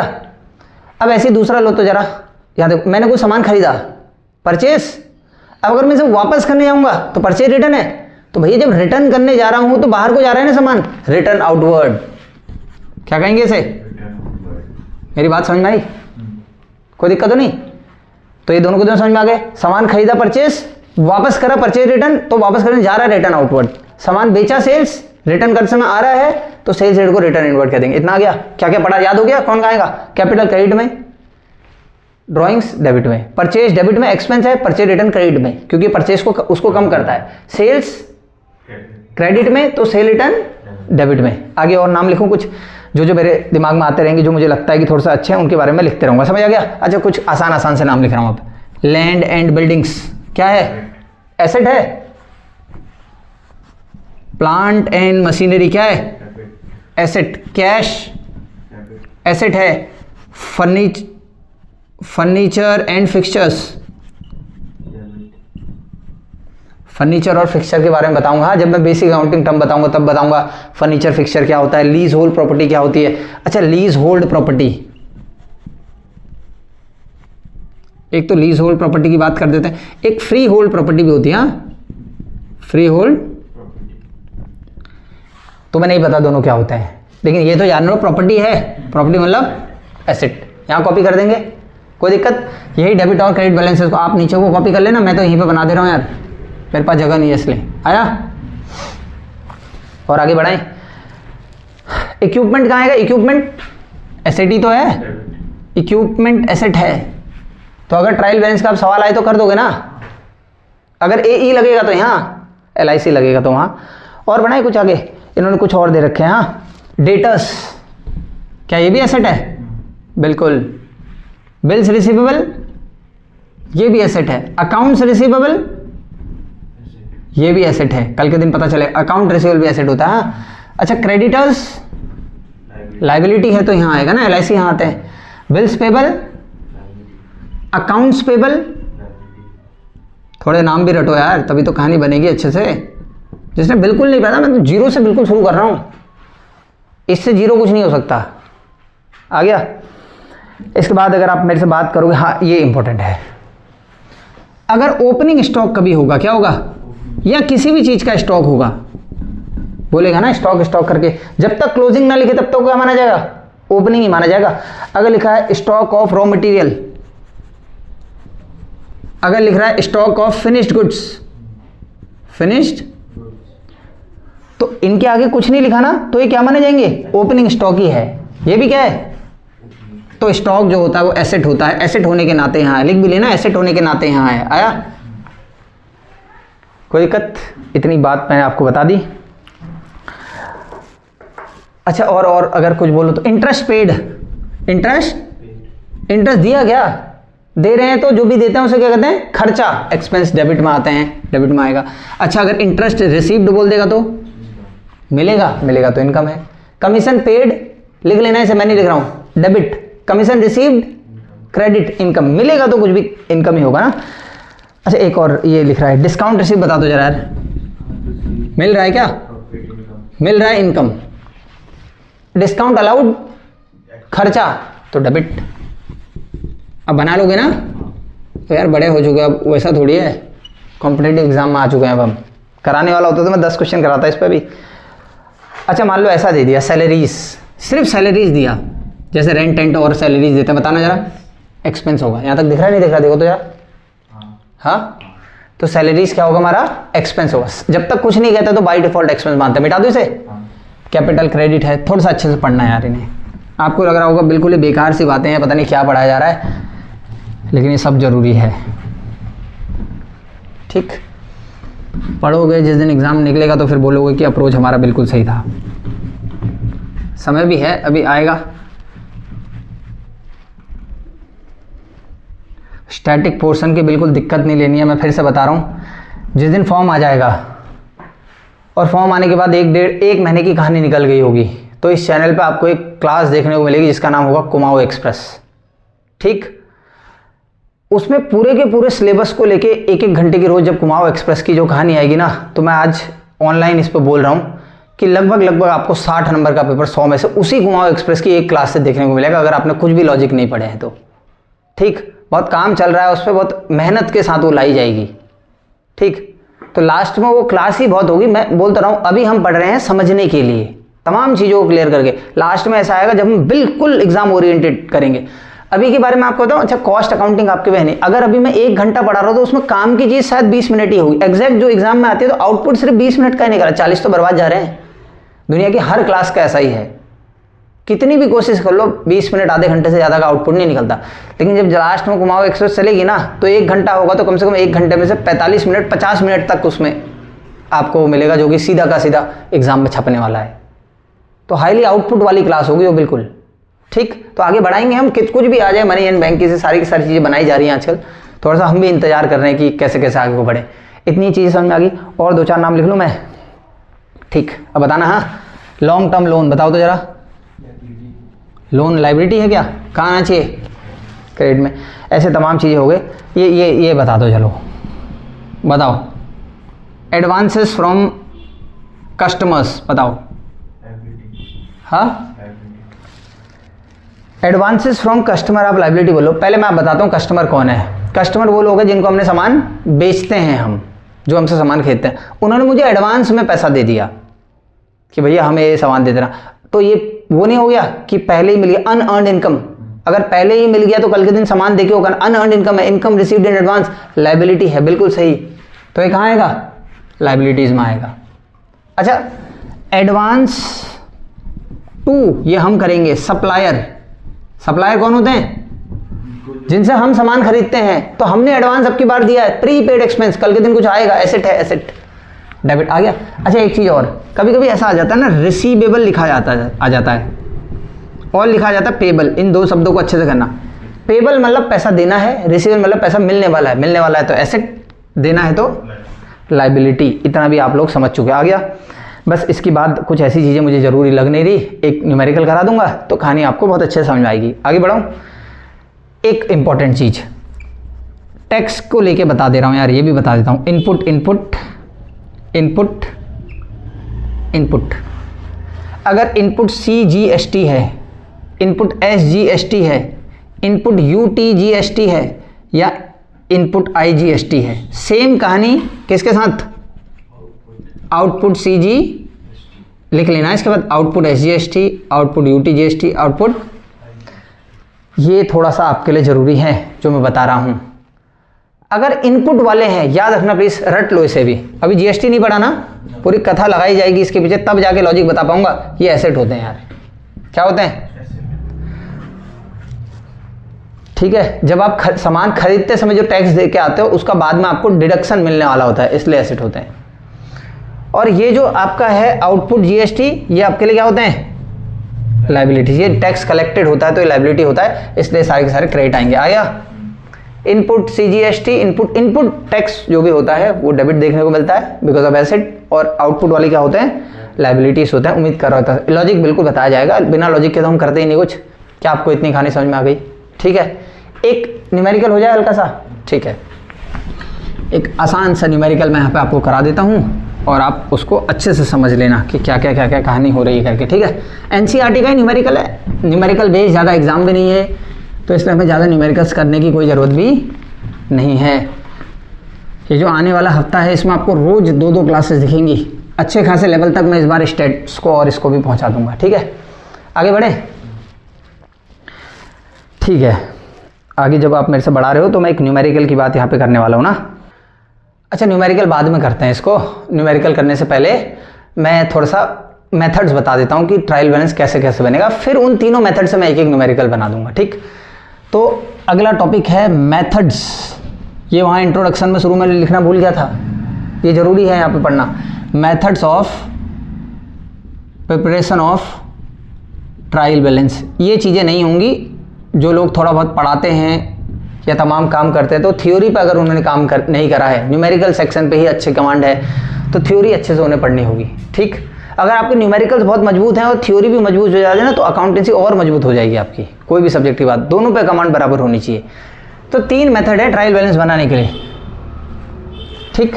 एक एक करके मैं पहले तीनों पे बात कर लेता हूँ, फिर आगे को बात करेंगे और थोड़ा सा मैं आपको समझा भी दूंगा।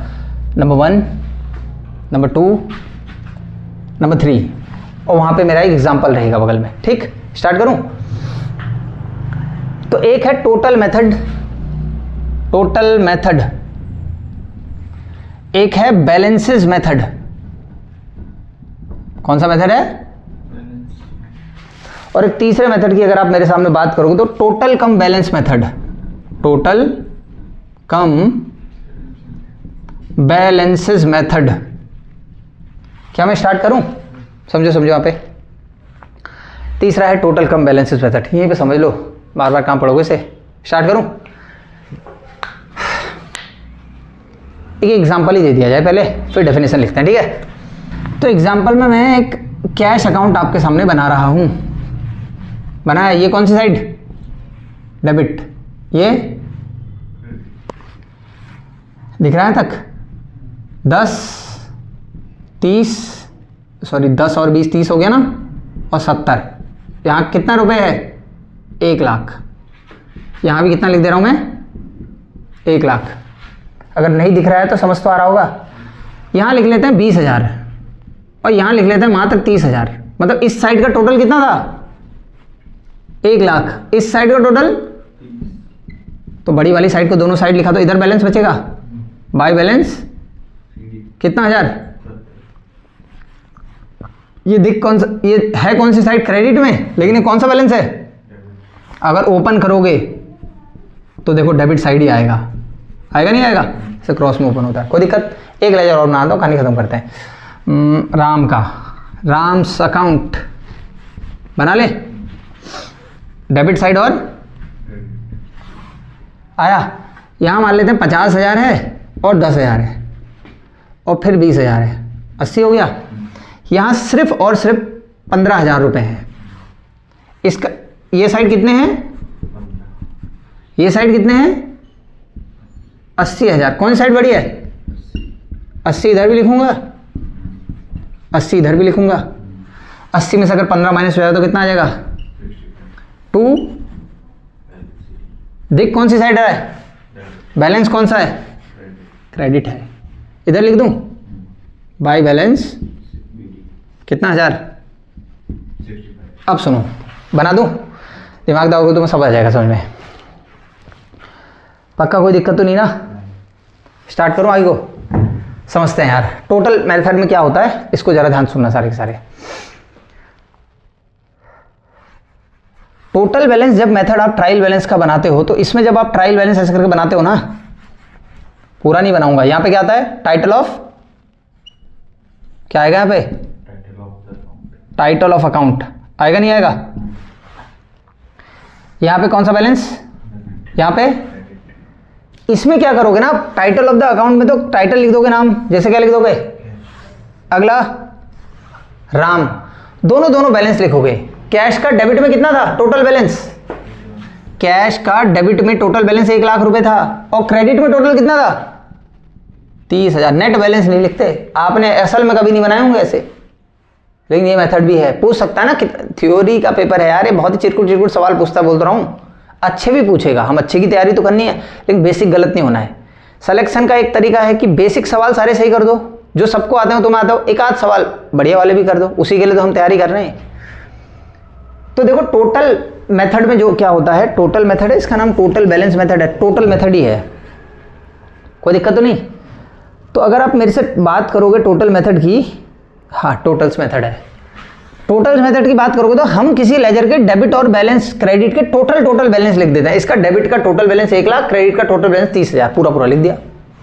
दूसरा कौन था? राम भाई का डेबिट में कितना है? 15,000 टोटल बैलेंस, क्रेडिट में 80,000। अभी इसी बात पे आपको एक डेफिनेशन दूंगा नीचे, कोई दिक्कत। अब किसकी बात करेंगे? ये वही जो आप कब से बनाते हुए हो, डेबिट और क्रेडिट। यहाँ पे क्या आता है? Title of the account. सबसे पहले किसका नाम आएगा? अगला राम। अब की बार यही वो है जो सबसे ज्यादा प्रैक्टिस में रहता है, वहां टोटल डेबिट का भी टोटल लिखा और क्रेडिट का भी, यहां नेट बैलेंस लिखेंगे, इसलिए नाम ही क्या है? Balances method. इसका क्या नाम था? Total method. तो नेट बैलेंस लिखने वाले हम इसमें, लिख दें नेट बैलेंस। तो यार नेट बैलेंस ये आपको देखने को मिल रहा है, इधर था शुरू में, इधर आया, तो ये कौन सा बैलेंस है? डेबिट बैलेंस है। उधर दिख रहा था क्रेडिट में, लेकिन डेबिट बैलेंस ही तो था, तो डेबिट में लिख दो कितना? 1,000 रुपए। ये लो, कैश का डेबिट बैलेंस है 70। राम का कौन सा बैलेंस है? क्रेडिट बैलेंस है, कितना? 1,000। देखो यहां से भी देख सकते हो, ये डेबिट में दिख रहा है लेकिन है क्रेडिट बैलेंस, लेकिन यहां से देखो तो ज़्यादा अच्छा रहेगा। क्रेडिट बैलेंस है कितना? 1,000। तो ये कौन सा मेथड आ गया? Balances method. एक तीसरा और आ गया, कौन सा मेथड? दोनों का मिक्सचर, टोटल कम, मतलब ये टोटल कम बैलेंस मेथड भी, दोनों मिला के जिसमें आएंगे। इसमें 4 कॉलम बनाने हुए ऐसे, ये दिख रहा है? अच्छा, इसमें क्या क्या आएगा? ये टोटल डेबिट था, ये क्या था? ये टोटल क्रेडिट।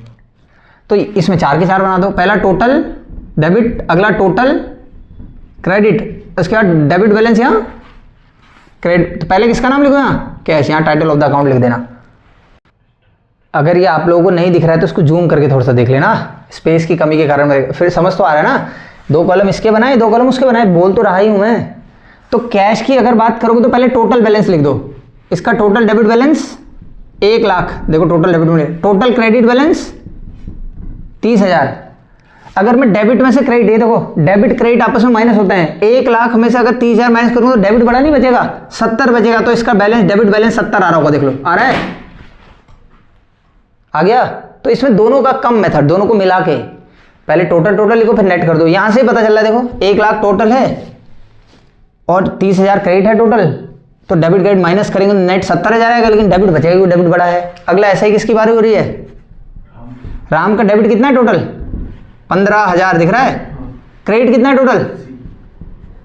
अगर मैं बिना वहां देखूं तो जरा नेट अमाउंट बताओ तो जरा, 80 बड़ा है 15, 80 में से 15 माइनस होगा तो कितना आएगा 65, और कौन सा बैलेंस बचेगा, क्रेडिट साइड बड़ी होगी, वहां क्रेडिट बैलेंस ही था 65,000। आ गया, अब पक्का 3 के 3 आ गए। इसको मिटा दो फॉलो रेफरेंस जो मैंने लिखा था, ठीक है। तो टाइप्स ऑफ मेथड्स पूछेगा of preparing trial balance, so there are 3 methods. पहला टोटल मेथड, दूसरा बैलेंसेस मेथड, तीसरा टोटल कम बैलेंसेस मेथड। इसमें 4 कॉलम होते हैं। अरे ऐसे ऐसे सवाल पूछे हैं जब मैं प्रीवियस ईयर के अभी क्वेश्चन तैयार कर रहा हूँ। मैं बार बार आपको बोलता हूँ कि हम जितने टॉपिक्स पढ़ रहे हैं हम सभी पे एक एक बार एमसीक्यू करेंगे। तो एक बार हमने वैसे पढ़ लिए, फिर हम सभी पे जब एमसीक्यू करेंगे तो समझ और दुगनी हो जाएगी, फिर तो कुछ थोड़ी बचेगा। जो बची कुछ ही कसर है स्टैटिक पोर्शन, वो कुमाऊं एक्सप्रेस पूरी कर ही देगा, कोई दिक्कत तो नहीं। तो अगर आप मेरे से डेफिनेशन, ऐसे सवाल भी आते हैं, मैं क्या बोल रहा था, हाँ सवाल ये आया था कि ट्रायल बैलेंस बनाने के कौन से मेथड में 4 कॉलम होते हैं। अब इसमें होते हैं 4 कॉलम, आ गया ना। जिसने नहीं पढ़ा होगा तो फिर तुक्का ही मानना पड़ता है, वैसे तो आसान लगते हैं। तो एक एक डेफिनेशन हो जाए तीनों की, बात कर लेते हैं फिर क्या लिख रहा है किताब वाला, देख लेते हैं। टोटल मेथड पे कुछ बात लिख रहा है। Under this method total of each side, सब एनसीईआरटी से लिखा रहा हूं आज ये।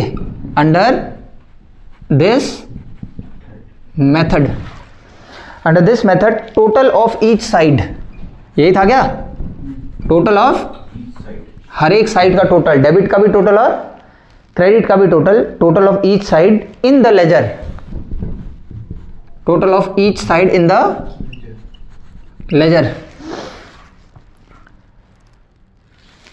is ascertained, is ascertained, उसे हम निकालते हैं पहले separately and shown in the trial balance, shown in the trial balance in the respective columns, in the respective columns। ये देखो क्या लिखता है, अंडर दिस मेथड, इस मेथड में टोटल ऑफ ईच साइड, दोनों साइड का total, total of each side मतलब कौन सी each side, debit and credit side, in the ledger, कि जो लेजर की डेबिट और क्रेडिट साइड है, इज एसर्टेन, टोटल निकालना पड़ेगा ना पहले, फिर से पढ़ते हैं।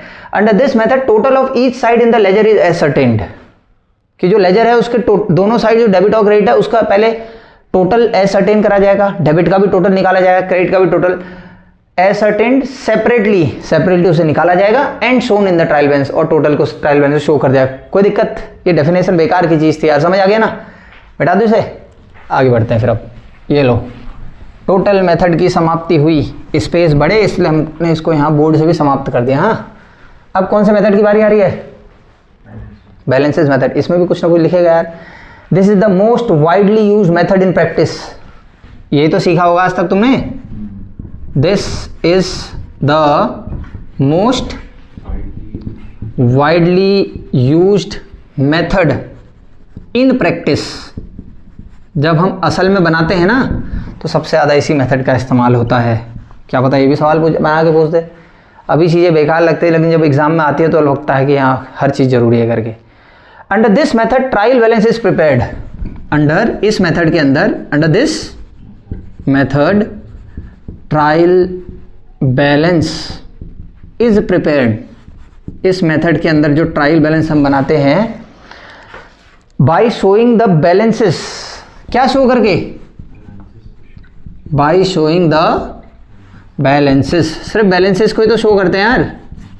By showing the balances of all ledger account, सभी लेजर के क्या, ऑफ ऑल लेजर अकाउंट्स। आप सब भी नोटबुक में लिखते रहना, जितना हमने पढ़ा दिया ना इसके बाहर कुछ नहीं जाने वाला, इसको पढ़ लो बस, बहुत है। हम ये क्लास अगर 1 घंटे की आएगी तो इसके पीछे बहुत समय लगा है, हमको आता है बहुत सालों से, यही काम हम कर रहे हैं, लेकिन वो जो सारी चीज़ें कंपाइल करके कुछ छूटे ना उसमें समय लगता है बस। तो लिखो इसे अच्छे से, ledger accounts and then totalling of the debit and credit columns, and then totalling up the debit and credit columns of the trial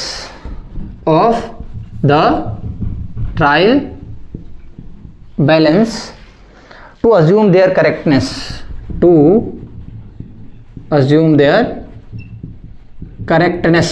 ये लो क्या लिखता है देखो, पहला तो समझ में आ गया, this is the most widely used method in practice.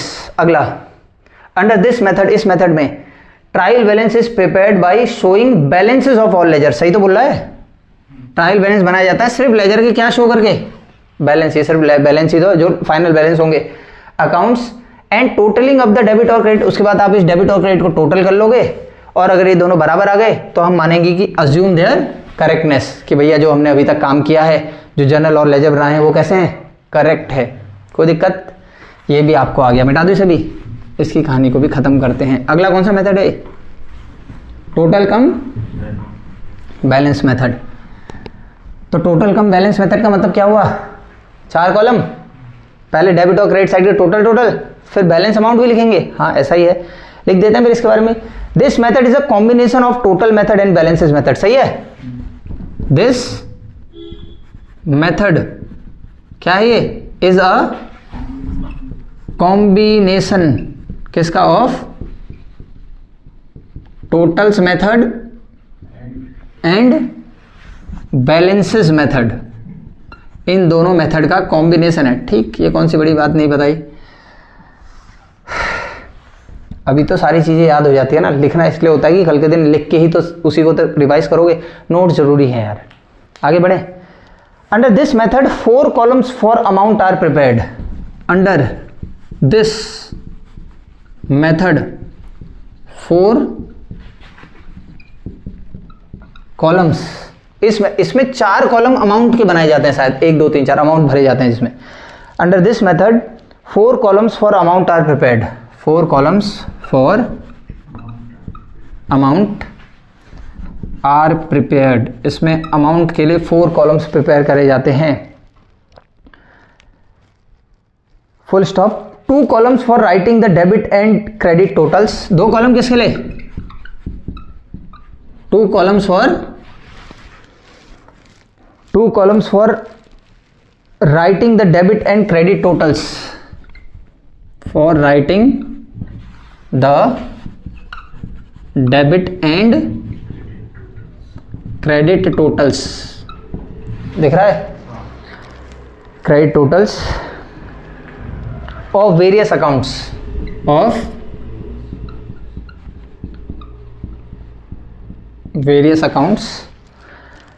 and 2 columns for writing the debit and credit balances of, and 2 columns for, थोड़ा ज़्यादा हो गया लिखना यार, and 2 columns for writing the debit and credit balances, for writing the debit and credit balances of these accounts,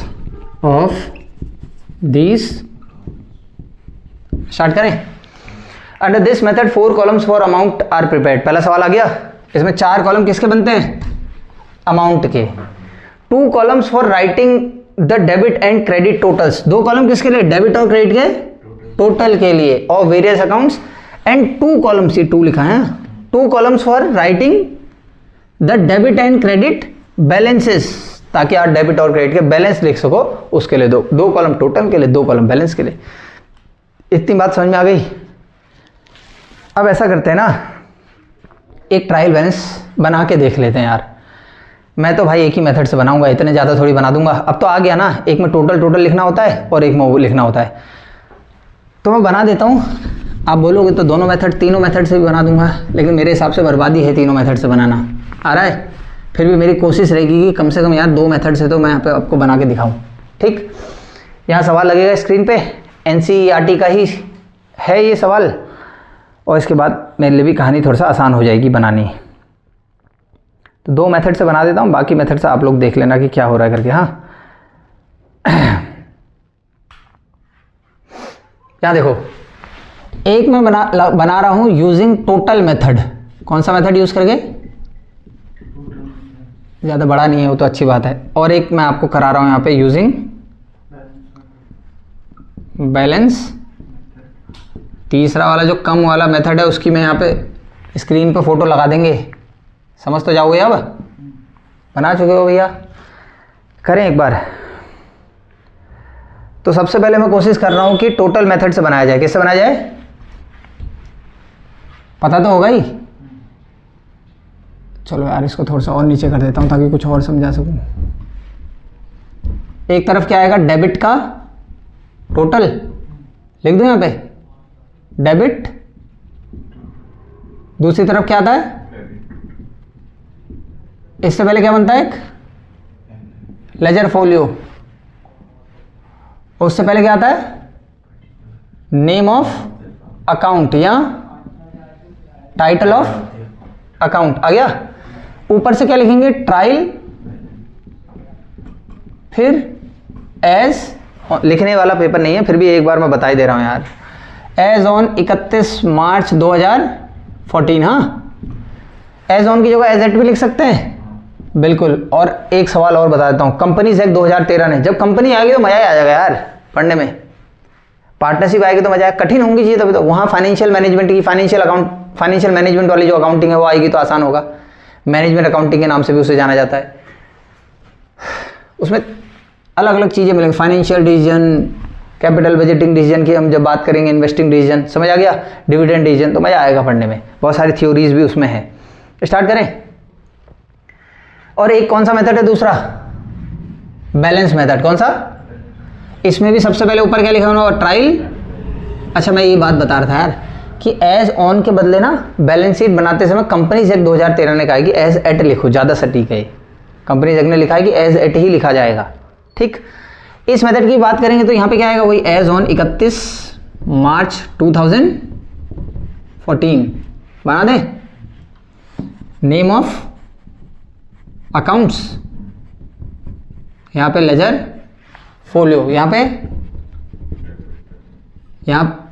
पे debit balance आएगा। वहाँ debit total था, यहाँ ये क्योंकि ये बैलेंस लिखते हैं ना सिर्फ इसमें, मैं ये बनाऊंगा, यहीं से ही बना दूंगा। आप चाहोगे तो आप देख भी लेना भैया। ठीक है, स्टार्ट करते हैं। पहला अकाउंट, पहला लेजर। ये सारे लेजर एक एक करके लगेंगे यहाँ पे स्क्रीन, एक बार में नहीं लगेंगे, एक एक करके या एक एक दो दो करके। रावत भाई की बात कर रहे हैं पहले। रावत भाई की अगर आप बात करोगे तो ठीक है, रावत भाई के बारे में मैं यहाँ पे बात स्टार्ट कर रहा हूँ। पहले मैं देख लेता हूँ यार कितना है करके, कितना बड़ा है ना ये, और ध्यान से इसको देखते आना। तो देखो रावत भाई के बारे में देखो पहले, ये देखो रावत भाई की कहानी स्टार्ट हुई है बाई बैलेंस। याद रखना, बाई बैलेंस बीडी से, अगर किसी को ज़्यादा पता नहीं तो बीडी से कोई भी लेजर स्टार्ट होता है, सीडी पे वो क्लोज हो रहा होता है, कैरिड डाउन उसे कहते हैं। तो इसमें देखो आप रावत भाई के में क्रेडिट से शुरू हुआ है, क्रेडिट में लिखा है बाई बैलेंस बीडी, तो यानी कि शुरू क्रेडिट से हुआ। 40,000 पहले से बैलेंस था, कैश 20,000 है, तो इसका क्रेडिट का टोटल जो है वो है 60,000। किसका? रावत। मेरी बात समझ में आ रही है? Rawat capital account, Rawat capital, credit का टोटल कितना है? बाई बैलेंस बीडी पहले से 40,000 था, 20,000 फिर कैश और आया, 60,000 टोटल हो गया। इधर लिखा है डेबिट में टू बैलेंस सीडी, यानी कि बैलेंसिंग फिगर है, इसका डेबिट साइड में कोई भी बैलेंस नहीं है, तो टोटल कुछ आएगा ही नहीं यहाँ। अच्छे समझ में आ गया? नेक्स्ट आगे बढ़ते हैं। रोहन के बारे में, ये भी बाई बैलेंस बीडी से शुरू हुआ, बीडी मतलब शुरू हुआ था, 10,000 है, फिर 50,000 हो रहा है, 60,000 है इसके भी क्रेडिट में। क्या नाम है इसका? रोहन। क्या बोलेंगे इसको? कितना हजार है क्रेडिट में? और डेबिट में बात करोगे देखो कैश 40,000 है, फिर सीडी 20,000 है, यानी कि सीडी जो है वो बैलेंसिंग फिगर है, तो इसके डेबिट का जो टोटल है वो कितना हजार है? 40,000। आगे बढ़ते हैं। Next machinery, balance BD debit से शुरू हुआ है, यहां देख लो, तो डेबिट में 20,000 रुपए पहले से आया था, तो मशीनरी का डेबिट का जो बैलेंस, डेबिट में जो टोटल है वो कितना है? BD वाली साइड से कोई भी अकाउंट शुरू होता है। हाँ, ये बैलेंसिंग फिगर नहीं होता BD। उधर जाओगे तो उसमें डेप लगा 3000 का, CD आया 17000, यानी कि 17000 बैलेंसिंग फिगर है, 17000 नहीं लेना। तो इस साइड का टोटल कितना है क्रेडिट का? मात्र 3000 रुपये आया। नेक्स्ट, राहुल भाई की बात हो रही है, राहुल्स अकाउंट। राहुल भाई जब भी इस लेक्चर को लिख रहे होंगे तो मैं बोलता हूँ कि भैया सही से पढ़ो, बहुत कम उम्र में सिलेक्शन हो जाएगा तो बहुत अच्छी बात है। आगे बढ़ाते हैं, और पक्का है अगर अच्छे से पढ़ दोगे ईमानदारी के साथ तो हम खड़े हैं बाकी पीछे से मदद करने के लिए जितना भी हमसे हो सकेगा, ठीक है। राहुल्स अकाउंट की अगर बात आप करोगे तो राहुल का अकाउंट भी BD से शुरू हुआ है, तो BD से शुरू हुआ है तो उसको काउंट करते हैं, वो ओपनिंग अमाउंट है। तो 15000 डेबिट में था, 60000 फिर से आया, तो 75000 इसका डेबिट का टोटल है राहुल भाई का। और राहुल भाई के क्रेडिट में सिर्फ कैश 55000 है। CD तो क्या है आपका? वो बैलेंसिंग फिगर, बैलेंसिंग फिगर से तो ये बनेगा खाली। नेक्स्ट, सेल्स एक नॉमिनल अकाउंट है, मैंने कहा था इसे कभी भी क्लोज और करा भी नहीं है। देखो क्रेडिट में कितना है? 60 और 10 70000 रुपये क्रेडिट में सेल्स, तो टोटल क्रेडिट में 70 हो गया, डेबिट में कुछ भी नहीं है इसमें। हाँ, कोई दिक्कत? नेक्स्ट, कैश की बात थोड़ी सी कर लेते हैं। कैश डेबिट से ही शुरू हुआ, देखो BD लिखा है, 15000 20000 55000 10000, तो 1 लाख रुपए हो गया। तो कैश की अगर बात करोगे तो डेबिट का टोटल कितना है? 1 लाख।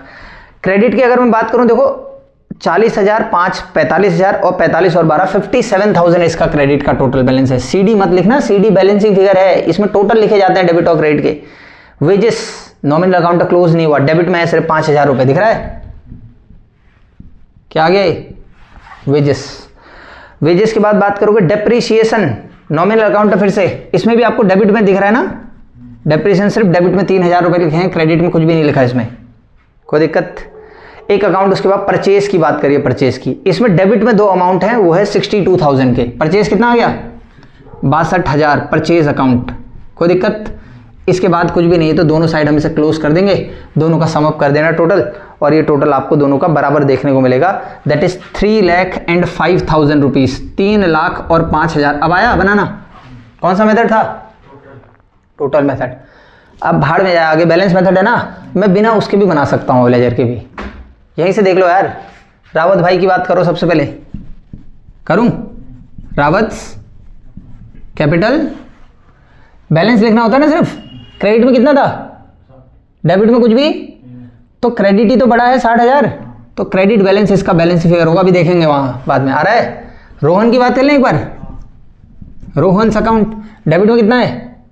40, क्रेडिट में नेट करोगे तो कौन बचेगा? 60 में 40 में 20,000 बचेगा क्रेडिट, तो ये भी 20,000 क्रेडिट आया। नेक्स्ट, मशीनरी अकाउंट 20 और कितना है? 3 है गए, हाँ, तो डेबिट बचेगा कितना? 17,000। जब नेट करोगे तो डेबिट ही तो बड़ा होगा। राहुल भाई फिर से आ गए यहाँ, राहुल अकाउंट 75 में से 55 माइनस होगा तो यही तो बचा, 20,000 रुपये। नेक्स्ट, सेल्स क्रेडिट में ही तो है, सिर्फ बैलेंस लिख रहे हैं, दिख रहा है? कैश 1 लाख में से 57,000 माइनस करेंगे तो डेबिट में 43 नहीं बचेगा। वेजेस दिख रहा है क्या यहाँ पे यार? दिख रहा है वहाँ पे 5,000, हाँ, आएगा नीचे बनाता हूँ यहाँ पे ना। वेजेस के बाद डेप्रीशिएशन डेबिट में ही है 3,000 शायद, कोई दिक्कत?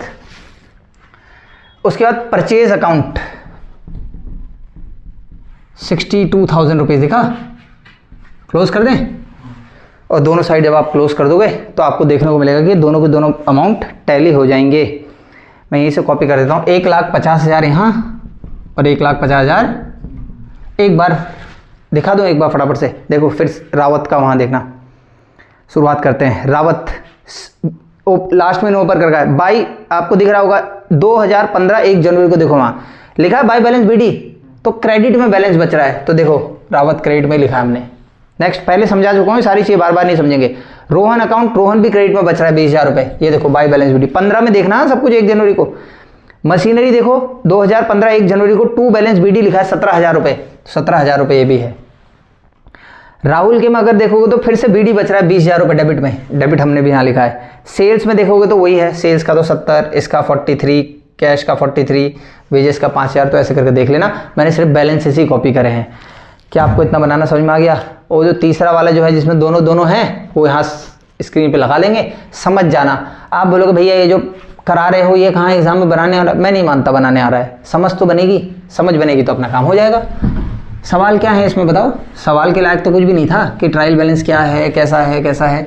अब थोड़ा सा हम आगे की तरफ को ले जाते हैं, theoretical portion, important portion. Start करूं? ठीक, ये स्लाइड लगाई भी जाएंगी, मैं लिख भी दूंगा। यहाँ से थोड़ी सी कहानी इंपॉर्टेंट शुरू हो जाती है क्योंकि थ्योरी हमारे लिए ज़्यादा इंपॉर्टेंट यहाँ है। आ गया?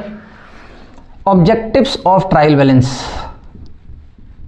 ट्रायल बैलेंस बनाने के क्या क्या उद्देश्य हैं, क्या क्या फ़ायदे हैं ट्रायल बैलेंस बनाने के, कौन कौन से ऑब्जेक्टिव्स को पूरे करता है ट्रायल बैलेंस। स्टार्ट कर दूं? करें? तो देखो मैं लगा दूंगा यहाँ पे, हाँ ICAI मॉड्यूल का भी लगा देंगे हम, NCERT का भी लगा देंगे, DK गोयल का भी, तीनों मिलके एक ही बात कर रहे हैं। तो मैं 4 अपने वहाँ से लिख देता हूँ, ठीक है ना। दोनों में मिला जुला के जो मेरे को 4 देखने को मिले वो चारों के चारों ऑब्जेक्टिव लिख देता हूँ यहाँ पे। पहला, to ascertain the arithmetical accuracy of the ledger accounts.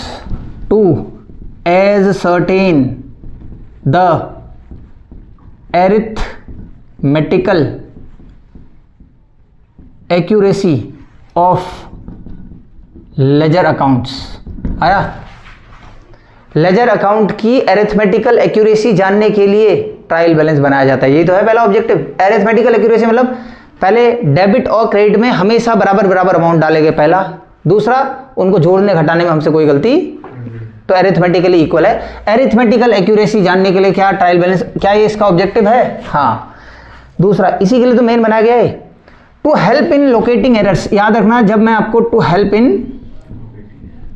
जब मैं आपको पढ़ाऊंगा ना रेक्टिफिकेशन ऑफ एरर, या जहां से भी आप पढ़ोगे तो आपको पता चलेगा कि ट्रायल बैलेंस एक बहुत बड़ा मेजर रोल प्ले करता है एरर्स को ढूंढने में। ट्रायल बैलेंस मैच हो गया तो ऐसा माना जाता है अरिथमेटिकली जनरल और लेजर सही बने, लेकिन ट्रायल बैलेंस के मैच होने के बावजूद भी बहुत सारे एरर्स होते हैं। ठीक, अगर ये मैच नहीं हुआ तो पहले ही बता दिया ना इसने कि एरर हो गया करके। नेक्स्ट अगर आप बात करोगे, to help in the preparation of the financial statements. To help in the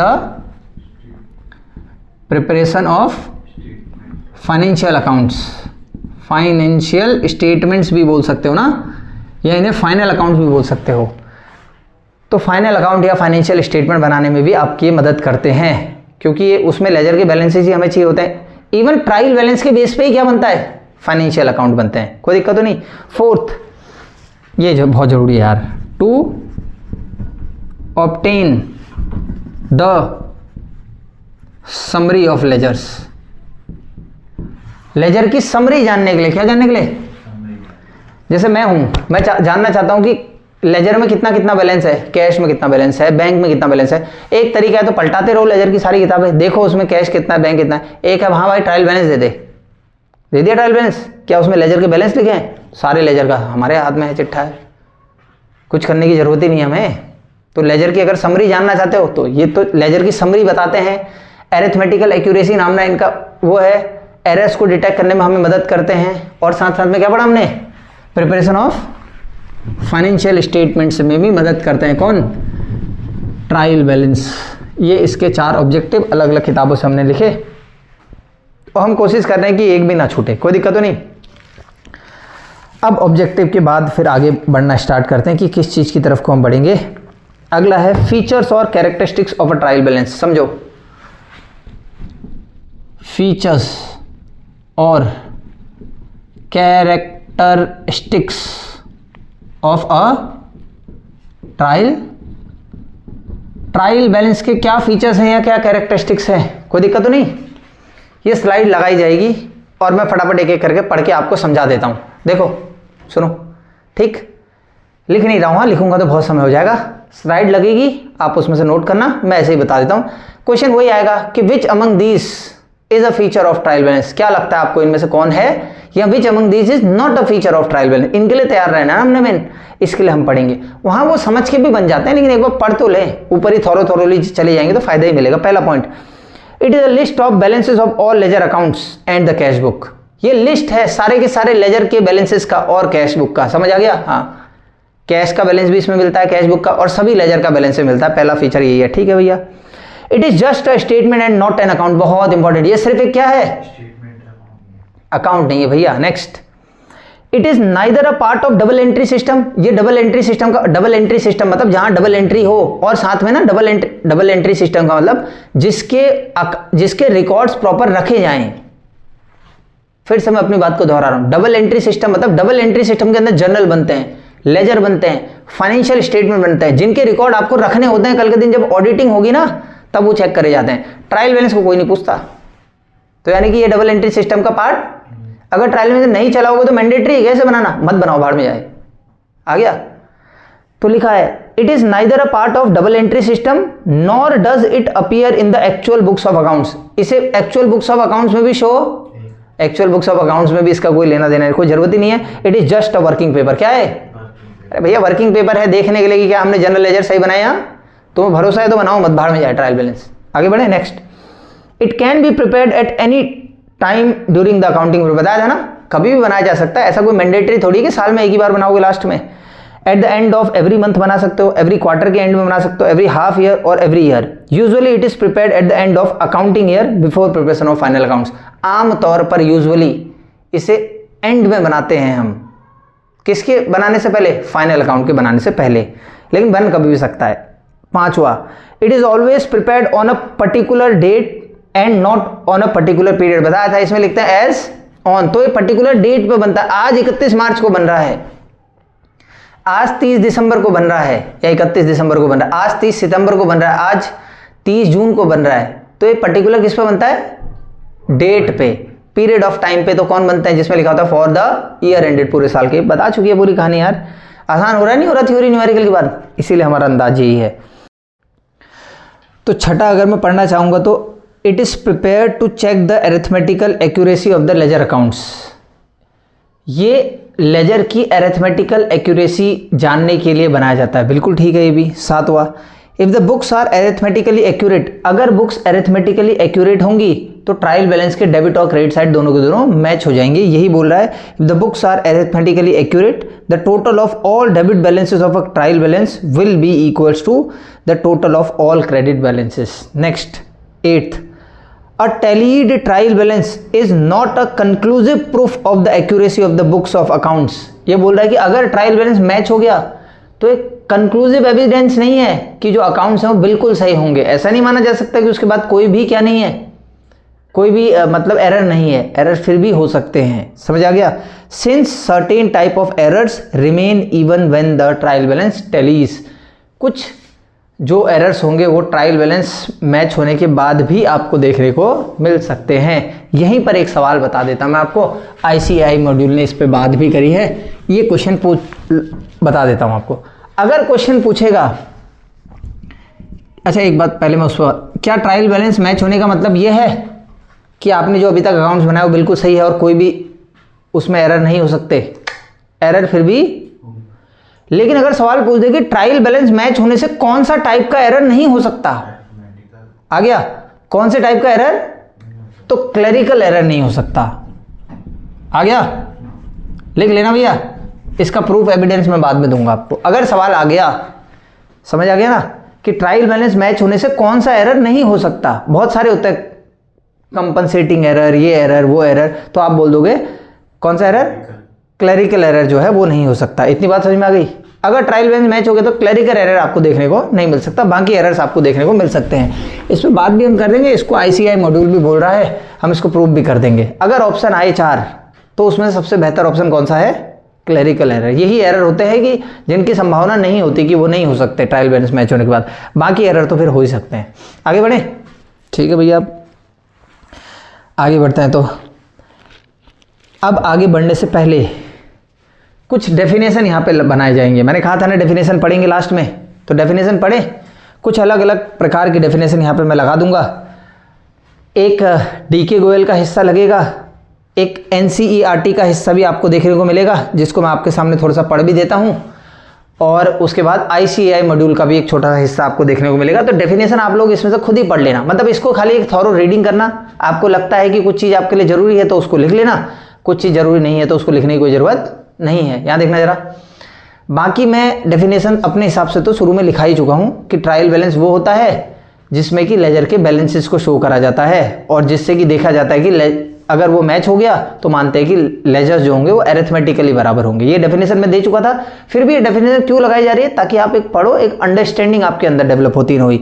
एक शुरुआत में भी पढ़ देना, थोड़ा सा ध्यान से देखना, मीनिंग ऑफ ट्रायल बैलेंस करके लगाया होगा एनसीईआरटी से। यहां देखो, अ trial balance is a statement, क्या है, showing the balances of total of debits and credit, दोनों बोल रहा है। टोटल ऑफ डेबिट बोल रहा है कि ट्रायल बैलेंस एक ऐसा स्टेटमेंट जिसमें टोटल ऑफ डेबिट और क्रेडिट दिखाया जाता है। ये टोटल बैलेंस, टोटल मेथड से बोल रहा है, of all the accounts in the ledger with a view to verify the arithmetical accuracy of posting into the ledger account, ताकि आप अरिथमेटिकल एक्यूरेसी निकाल सको। अब इसके बाद आगे सारी की सारी कहानी पढ़ लेना है। एक किताब डीके गोयल ऐसा भी बोलेगा शायद कि डबल एंट्री सिस्टम में पहले जितने से कोई अमाउंट डेबिट होता था उतने से वही अमाउंट, तो डेबिट क्रेडिट हमेशा बराबर आते गए, और जब डेबिट क्रेडिट बराबर होते गए तभी वो डेबिट क्रेडिट बराबर चढ़ते चले गए, और तभी ट्रायल बैलेंस का भी डेबिट और क्रेडिट बैलेंस इसीलिए पता चलता है कि अरिथमेटिकली इक्वल करा है। मतलब आपने अभी तक जितना डेबिट लिखा उतना ही क्या भी लिखा, क्रेडिट भी लिखा, तभी ये ट्रायल बैलेंस मैच हो रहा है, ऐसा माना जाता है। आगे बढ़ते हैं। अब देखो, तो डेफिनेशन लग जाएंगी, उनको पढ़ लेना थोड़ा बहुत, सवाल तो यहां से कुछ बनता नहीं। अब एक छोटी सी चर्चा हम कर लेते हैं सस्पेंस अकाउंट में। किस पे बात होगी, सस्पेंस अकाउंट पे बात कर लेते हैं। यहां देखो, हैशटैग सस्पेंस अकाउंट, ये बहुत इंपॉर्टेंट होगा जब मैं आपको रेक्टिफिकेशन ऑफ एरर पढ़ाऊंगा। सुनते रहो। तो यहां देखो, क्या कर रहे हो, इसको छोड़, यहां देखो।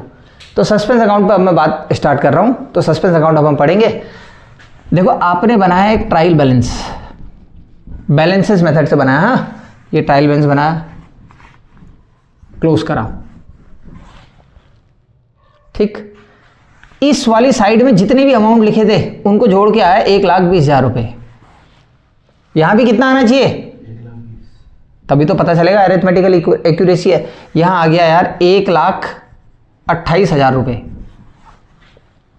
और ये आप बना रहे हो वही 31 मार्च को, 31 मार्च 2025 को बना रहे हो, या 31 मार्च 2024 को बना रहे हो। क्या इसके बाद आखिरी दिन फाइनल अकाउंट्स भी बनने होते हैं? अब एक बात बताओ, कुछ ना कुछ गलती हुई है पीछे? अगर ट्रायल बैलेंस मैच नहीं होता मतलब एरर है कुछ ना कुछ। अब 1 साल के अकाउंट बने तब जाके लास्ट में आ रखा है, और आज 31 मार्च है और आज ही के दिन अभी फाइनल अकाउंट भी बनाना है, वो ट्रायल बैलेंस के बेस पे बनता है। क्या ये पॉसिबल है कि आदमी 1 साल का जो एरर है वो अभी बता दे 5 मिनट में देख के? अरे कैसे पॉसिबल हो सकता है ऐसा? ठीक, हमें पता है कि निकालो, एरर डिटेक्ट करा जा सकता है, लेकिन इतनी जल्दी कैसे कर? अगर कर लोगे तो अच्छी बात है, अगर नहीं कर पा रहे तो क्या करेंगे? तो इस ट्रायल बैलेंस को टेम्परेरीली हमें बराबर करना होगा दोनों साइड। कौन सी साइड बड़ी है? 1 लाख, कौन सी साइड? 1,28,000 दोनों साइड लिख दी। कौन सी साइड में बच रहा है? मतलब एक चीज क्रेडिट की आप भूल, एक क्रेडिट है ना, एक चीज क्रेडिट की आप भूल रहे हो 8,000 रुपए की, तो इस समय आप सस्पेंस अकाउंट खोल दोगे। क्या खोल दोगे? मतलब एक क्रेडिट की कोई 8,000 की चीज कम रहेगी, हमें नहीं पता उसका नाम क्या है, तो मैं सस्पेंस अकाउंट को इस बार कहां लिख दे रहा हूं? सस्पेंस अकाउंट क्रेडिट में अगर खुल रहा है तो इसका मतलब क्रेडिट का बैलेंस कम हो गया था। एक अकाउंट जिसका नाम कल के दिन भूल चुको। अच्छा याद रखना, रेक्टिफिकेशन के टाइम पे क्या होगा? जब क्या करोगे? जब मैं इसे रेक्टिफाई करना शुरू करूंगा, तो आप देखो रेक्टिफाई कैसे करेंगे। आज आपको नहीं मिल, इस साल आप, इसके बाद आप फाइनल अकाउंट बना दोगे, साल खत्म हो गया, अगले साल आप फिर एरर निकालोगे। अगले साल मानो आपको एरर मिल गया, तो वो एरर कौन सी साइड का रहा होगा? क्रेडिट साइड का एक बैलेंस 8,000 रुपए से कम है ना, तो जब वो एरर मिल जाएगा तो जो चीज मिलेगी उसको आप क्रेडिट में लिख दोगे, जो भी वो नाम है XYZ, उसको क्रेडिट कर देंगे। कितना 1000 रेक्टिफाई करते समय? थोड़ा बहुत रेक्टिफिकेशन के लिए बेस बना लेते हैं। अगर कभी पुराना सस्पेंस अकाउंट क्रेडिट में है और आपको खर्चा मिल जाएगा क्रेडिट में, कोई क्रेडिट में ही तो कम रहा होगा, जब वो मिल जाएगा कौन सी चीज थी, तो उसे क्रेडिट ही कर देंगे कि भैया क्रेडिट में लिखा जाना था लेकिन ये नहीं लिखा गया। क्या क्रेडिट अकाउंट आपने खोल दिया था अभी, सॉरी सस्पेंस अकाउंट ओपन करा था, कौन सी साइड में? आज इसे क्लोज करेंगे तो क्या कर देंगे? वापस डेबिट कर देंगे। तो क्या हो जाएगी एंट्री? Suspense account debit. इसका मतलब क्या हुआ पता है? कि जो चीज क्रेडिट में लिखी जानी थी वो आज मिल गई और हमने क्रेडिट कर दी। सस्पेंस अकाउंट क्रेडिट में खोला था, आज उसको बंद कर दिया, अब डेबिट हो गया। ये लो, आया? क्या इसका रिवर्स भी हो सकता है? ऐसा भी हो सकता है कि यहाँ 1,28,000 हो, यहाँ कितना हो? 20,000, 1 लाख। कहाँ बैलेंस बचेगा? कौन सी साइड में बचेगा? इस बार सस्पेंस अकाउंट कहाँ खुला? डेबिट में खुला है, इसका मतलब कौन सी चीज़ नहीं पता चली, डेबिट की कहीं ना कहीं गलती होगी, डेबिट का एक 8,000 का कम हो गया। क्या कल के दिन इसे भी रेक्टिफाई कर दोगे? जब वो एक्स मिलेगा डेबिट का आइटम तो क्या उसे डेबिट ही करेंगे? ABC मान लेते हैं, अकाउंट डेबिट जो भी है वो कितने से डेबिट करूंगा? सस्पेंस अकाउंट को बोलूंगा भैया आप उस दिन डेबिट बन के खुले थे, आज बंद हो जाओ, अब आपकी अब जरूरत, जो डेबिट में था वो आ चुका है, तो आप क्या हो जाओ आज? Suspense account closure. याद रखना मैं रेक्टिफिकेशन के लिए पहले ही बना दिया। तो क्या कहा मैंने सस्पेंस अकाउंट के बारे में? एक बार समअप करूं, इसको मिटा के समअप करते हैं और कहानी को खत्म करते हैं यार। यहाँ पे सस्पेंस अकाउंट ओपनड, इसे क्या करा जाता है? When trial balance does not tally, जब ट्रायल बैलेंस क्या नहीं होता? टैली नहीं होता। जब ट्रायल बैलेंस मिलता, क्या सिर्फ डेबिट में खोला जाता है, क्रेडिट में? दोनों तरफ। अगर डेबिट बैलेंस शॉर्ट हो रहा है, डेबिट में कमी है, तो उस बार सस्पेंस अकाउंट जो होगा वो कौन सी साइड में खुलेगा? आ रहा है। और अगर क्रेडिट बैलेंस शॉर्ट हो रहा होगा, क्रेडिट में दिक्कत आ रही होगी, तो उस समय सस्पेंस अकाउंट क्रेडिट में होगा। आ गया समझ में? नोट बना के लिख दूं? When these errors are detected, जब क्या होंगे? When these errors are detected, जब इन एरर्स के बारे में आपको क्या होगा? पता लगेगा। These suspense account balances will be क्या कर देंगे? Reversed and closed off। कोई दिक्कत? इनको हम रिवर्स करके क्या कर देंगे? बंद कर देंगे। उम्मीद कर रहा हूं आपको सस्पेंस अकाउंट भी समझा पाया। कोई दिक्कत? आखिरी ट्रीटमेंट की तरफ बढ़ते हैं, क्लोजिंग स्टॉक की। किसकी तरफ? ठीक है भैया यार, क्लोजिंग स्टॉक की बात नहीं होनी चाहिए थी वैसे, लेकिन हल्की सी बात कर रहे हैं तो कर देते हैं, क्या पता पूछते कभी कभी। ट्रीटमेंट ऑफ किसकी बात होगी अब? Closing stock. ठीक, एक छोटी सी बात क्लोजिंग स्टॉक पे करके इस कहानी को मैं आपके सामने खत्म करता हूं।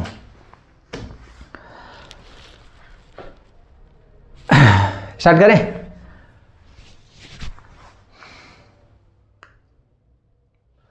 तो सुनो, देखो ये है आपका ट्रायल बैलेंस। क्या है?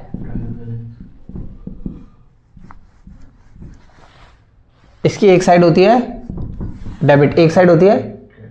अगर कभी क्लोजिंग स्टॉक ट्रायल बैलेंस के अंदर दिया जाएगा तो पहली चीज तो वो क्रेडिट में आएगा। कहाँ आएगा? ओपनिंग स्टॉक, या जब भी स्टॉक होता था तो ओपनिंग ही मानते डेबिट लिखते थे, तो क्लोजिंग स्टॉक अगर कभी ट्रायल बैलेंस के अंदर होगा तो क्रेडिट साइड में आएगा। अच्छा लॉजिक, डेबिट में क्या क्या आते हैं? ए और ई। क्रेडिट में ये ना एसेट है, सॉरी ये क्रेडिट में तो आ रहा है, ना ये लायबिलिटी है, ना ये इनकम है, ना ये कैपिटल है। ये क्यों आ रहा है पता है आपको? ठीक है, परचेज को कम कर रहा है। पूरी कहानी इसकी आपको समझ आएगी फाइनल अकाउंट्स में ही। अगर कभी कोई पूछ दे कि क्लोजिंग स्टॉक को क्यों क्रेडिट में दिखाते हैं, तो बोलोगे परचेज को कम करता है इस नाते से। क्या परचेज डेबिट नहीं आता था?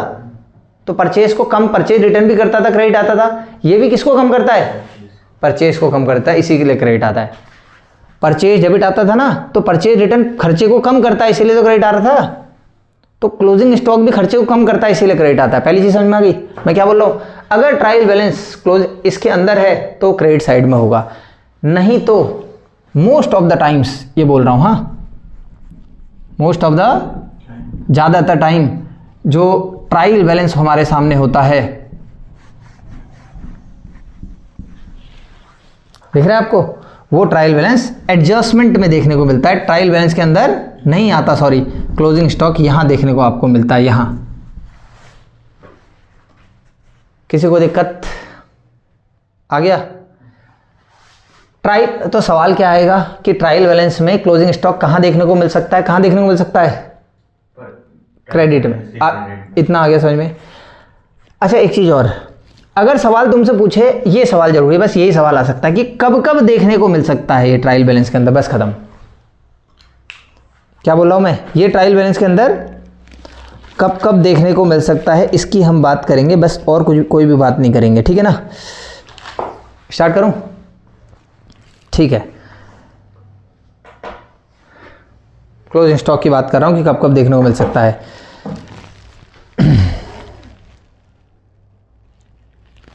देखो इस चीज को यहां पे लिखना शुरू करना पड़ेगा मुझे।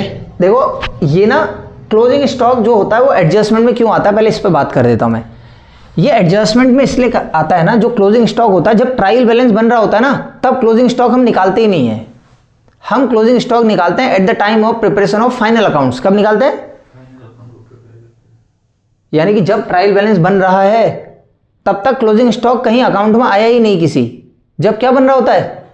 फाइनल अकाउंट, तब जाके इसको लाया जाता है। तो मैं यहां पे लिख रहा हूं कि बाहर क्यों दिया जाता है, ठीक हो गया ना। इट इज शोन, इट किसके लिए लिखा मैंने? क्लोजिंग स्टॉक के लिए। इन एडजस्टमेंट्स, किसमें शो करा जाता है? Because it is brought into accounts, क्योंकि इसे अकाउंट्स में लाया ही जाता है, into accounts at the time of preparation of final accounts. क्या बनाने के टाइम पे? फाइनल अकाउंट बनाने के टाइम पे ही इसे लाया जाता है, इसलिए ये ड्रामा हो रहा है। कोई दिक्कत? मेरी इतनी बात समझ में आ गई? ठीक, अगर इसको समझना जरा, हाँ ध्यान से, क्या बोल रहा हूं मैं।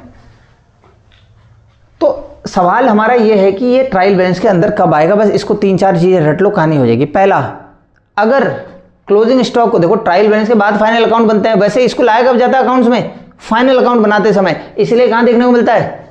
ये वाला समझ में आ गया? क्लोजिंग स्टॉक एडजस्टमेंट में इसलिए देखने को मिलता है क्योंकि इसे फाइनल अकाउंट बनाते समय, मतलब ट्रायल बैलेंस बनाने के बाद फाइनल अकाउंट बनते हैं, तब जाके अकाउंट में लाया जाता है, इसलिए तो एडजस्टमेंट में देखने को मिलता है।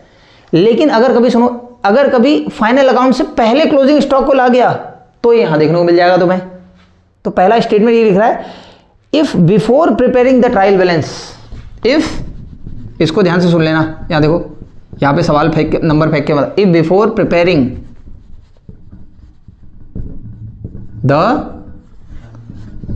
ट्रायल बैलेंस, अगर ट्रायल बैलेंस बनाने से पहले, if before preparing the trial balance closing stock is brought into accounts, closing is brought into accounts, final accounts में ज़्यादा अच्छे समझ में आएगा। अरे brought into accounts bye adjusting it against purchase, bye adjusting it against purchase. ये कहानी सुनो तो जरा, उस वाले को मिटा देता, फिर से एक लास्ट बार सम अप करते हैं, थोड़ा सा अगर लेंदी हो रहा है समझते, ये जरूरी टॉपिक है। Treatment of, most of the times, ज़्यादातर टाइम क्लोजिंग स्टॉक एडजस्टमेंट में होता है, यानी कि ट्रायल बैलेंस के कहाँ होता है? बाहर। It is not shown in the trial balance, समझ आ गया? इसको लिख भी लेना, हाँ। Most of the times closing stock is not shown inside, किसके अंदर? Trial balance. It is shown in adjustments.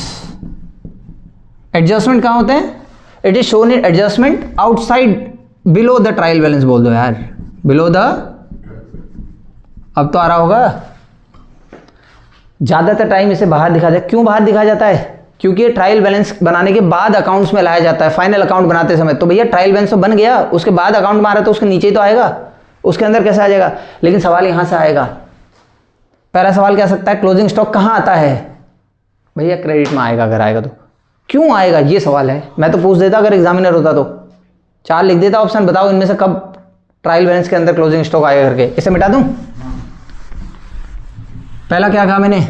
अगर ट्रायल बैलेंस बनाने से पहले, इसको सुनो अच्छे से, पहला पॉइंट, अगर ट्रायल बैलेंस बनाने से पहले ही क्लोजिंग अकाउंट को तुमने अकाउंट्स में ला गए, तो यार ट्रायल बैलेंस बनने से पहले ही आ गया तो क्लोजिंग स्टॉक आ जाएगा फिर इसके अंदर, क्योंकि ट्रायल बैलेंस बनाने से पहले ही तो उसे कंसिडर कर लिया, लिखा है if before preparing the trial balance, अगर किसको बनाने से पहले, अच्छा कैसे लाते हैं इसे मैंने कहा था, अभी तुम्हें कहा था मैंने, क्लोजिंग स्टॉक किसको कम करता है, परचेज को कम कर, अच्छा परचेज बढ़ता था तो क्या होता था, एक्सपेंस बढ़े डेबिट, परचेज को कम करेगा तो क्या होगा, परचेज क्रेडिट हो जाएगा ना टू परचेज अकाउंट, क्योंकि परचेज एक्सपेंस कम हो गया आया, और इसको कम किसने किया, क्लोजिंग स्टॉक डेबिट होता है। तो पूछेगा, अगर पूछेगा कि ट्रायल बैलेंस से पहले क्लोजिंग स्टॉक को कैसे लाते हैं, तो क्लोजिंग स्टॉक को एडजस्ट करते हैं किसके अगेंस्ट, परचेज के अगेंस्ट, एडजस्टिंग एंट्री ये रही, लिखा है देखो, if before preparing the trial balance, अगर ट्रायल बैलेंस बनाने से पहले closing stock is bought into accounts,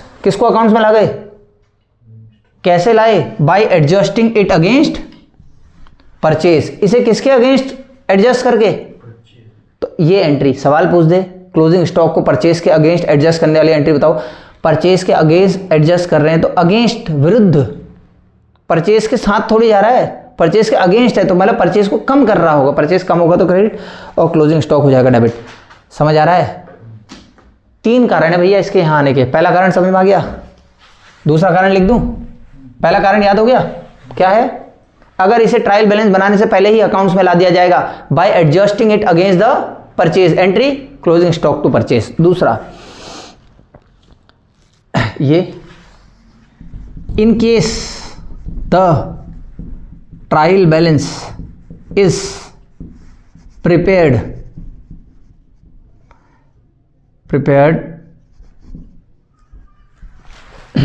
in case the trial balance is prepared after preparing the trading account, after preparing the कौन सा अकाउंट, ट्रेडिंग अकाउंट, क्या हो गया तुम्हें, देखो जब फाइनल अकाउंट बनाते हैं ना, फाइनल अकाउंट, तो फाइनल अकाउंट का नाम क्या होता है, एक ट्रेडिंग एंड, इसमें ऊपर वाला अकाउंट क्या होता है, ट्रेडिंग, नीचे वाला पीएनएल, तो यहां लिखा जाता है क्लोजिंग स्टॉक। अरे मैंने कहा नहीं था कि फाइनल अकाउंट बनाते समय इसे लाते हैं अकाउंट्स में, तो फाइनल अकाउंट बनाते समय कहां लाते हैं, ट्रेडिंग के क्रेडिट में, कहां लिखा जाता है, ट्रेडिंग के क्रेडिट में लिखा जाता है। ये फाइनल नहीं आ रहा तो कोई फाइनल अकाउंट में आ जाएगा। समझना चाह रहे हो तो एक अकाउंट होता है ट्रेडिंग पीएनएल, इसे फाइनल अकाउंट या फाइनेंशियल स्टेटमेंट भी कहते हैं। इसका ऊपर वाला हिस्सा ट्रेडिंग है, नीचे वाला हिस्सा, तो क्लोजिंग स्टॉक को ट्रेडिंग के क्रेडिट में लिखते हैं। अब फाइनल अकाउंट बनाते समय तो आ ही जाना है ट्रेडिंग के क्रेडिट में, तो अगर तुम ट्रेडिंग अकाउंट बनाने के बाद, मतलब फाइनल अकाउंट के बाद अगर ट्रायल बैलेंस बनाओगे तो ये ट्रायल बैलेंस के अंदर आएगा नहीं आएगा, आएगा यार।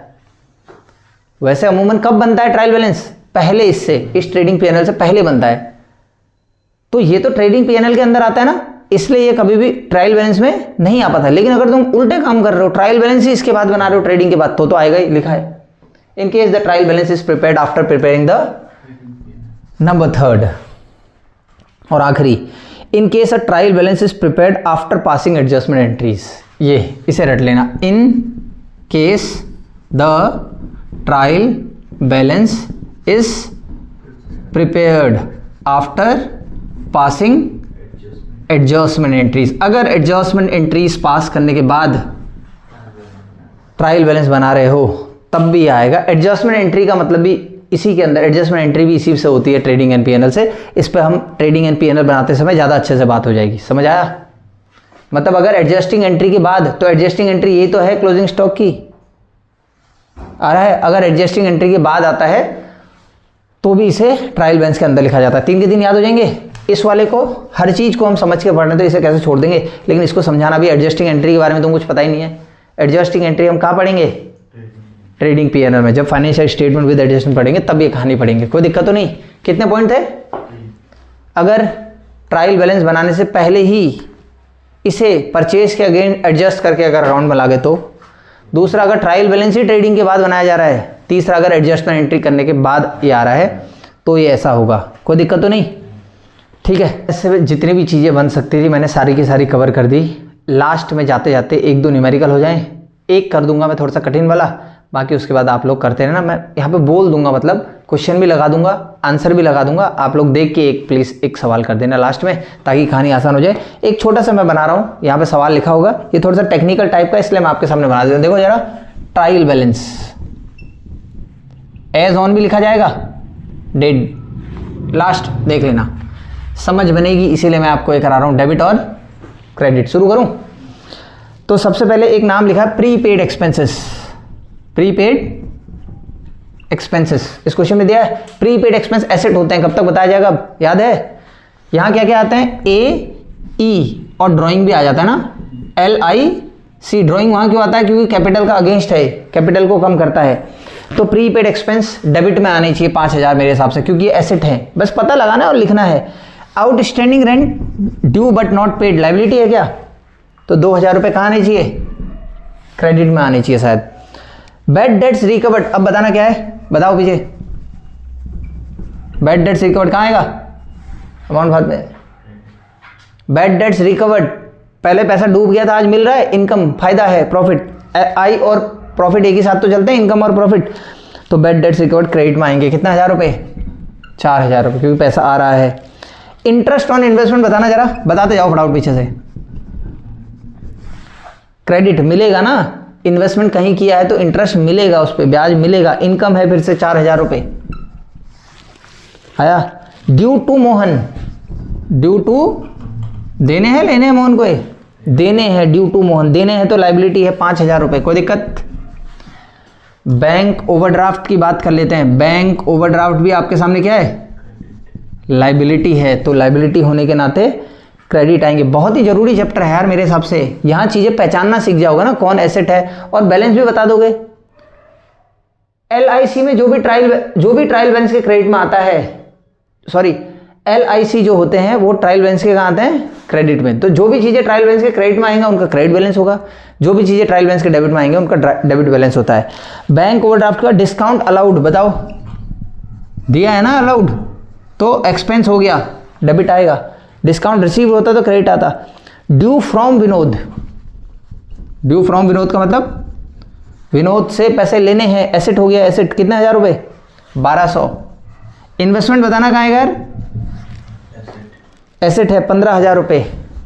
पेटेंट्स डेबिट है ना, 4000 रुपये। नेक्स्ट मशीनरी डेबिट आ जाएगा, क्योंकि ये भी क्या है, कैपिटल। क्रेडिट कितने 1000 रुपये, 18000 रुपये। दोनों साइड बंद करके देख लेना भैया, हो रहा है नहीं हो रहा, कोई दिक्कत। एक क्वेश्चन मैं इसके बाद और आपके सामने स्क्रीन पे लगा दूंगा, और उम्मीद करूंगा कि आप उसको अच्छे से बिल्कुल करेंगे समझते हुए, ताकि उसकी आपकी समझ बन जाएगी। आगे समझ में तमाम चीज़ों को कर लेना, और इस तरीके से हमने आपको ये पूरा का पूरा बनाना सिखा दिया है। एक क्वेश्चन और ज़रूर लगाऊंगा, उम्मीद करूंगा आप लोग समझें और उसे करें। कैसे, अगर आपको लगता है एसेट एक्सपेंस है तो डेबिट में लिख देना, LIC है, अच्छा कोई भी रेंट दिया होगा तो एक्सपेंस होगा, मानेंगे दे रहे हैं, आ गया। सैलरी होगा तो एक्सपेंस होगा, दे रहे हैं। कोई चीज़ मिलती हुई लगेगी तो क्रेडिट में। अब तो बता चुका हूँ ना, बस अगर आप क्वेश्चन करते, लिखने वाला पेपर होता तो ऐसा क्वेश्चन आता है कि एक इनएक्सपीरियंस अकाउंटेंट ने एक बनाया, उसने गलत सलत लिखे होता है, कैपिटल को डेबिट में लिख देगा, मशीनरी को क्रेडिट में लिख देगा गलत, आपको सही बना के लिखने होते थे। ये लिखने वाला पेपर नहीं है तो ये चीज़ें बेकार है। अगर आप ना भी करना चाहो जो मैंने सवाल लगाया तो भी चलेगा, लेकिन जितना अभी तक पढ़ाया उससे सारे के सवाल में कैसे सवाल बनते हैं, अगर आप मेरे से पूछोगे ये लेजर है, जनरल है, क्या है ये स्टेटमेंट है, कुछ भी नहीं है। पॉइंट ऑफ टाइम पे बना जाता है, पीरियड ऑफ टाइम पे, कितने इसके मेथड हैं, तमाम जो भी इससे सवाल पूछेंगे बहुत सारे। एक वाला क्लियर यहाँ से भी कर सकते हो कि जो ट्रायल बैलेंस के डेबिट में आ रहा है वो डेबिट बैलेंस है, जो ट्रायल बैलेंस के क्रेडिट में आता है वो परचेज कहाँ आता है, डेबिट, तो परचेज रिटर्न उल्टा वाला। सेल्स क्रेडिट आता है, इनकम है तो cell return debit. Capital credit आती है तो ड्राइंग डेबिट आएगा। ये तमाम चीज़ें आपने सीखी, इसी के साथ हमारा ट्रायल बैलेंस खत्म हो गया। अब मैं अगले हफ्ते में बहुत जल्दी आगे कोई सिलेबस को लेके चलूँगा, और जैसे जैसे चीज़ें कठिन होती जाएगी तो पढ़ने में और मज़ा आएगा। Bank reconciliation statement, depreciation, final account जैसे जैसे आएंगी तो और भी बेहतर चीज़ें होती जाएंगी। उनके अंदर कंटेंट होता है, ये पढ़ाने के लिए भी बहुत कठिन चीज़ें हैं क्योंकि कंटेंट है नहीं ना इनके अंदर। बहुत बहुत धन्यवाद।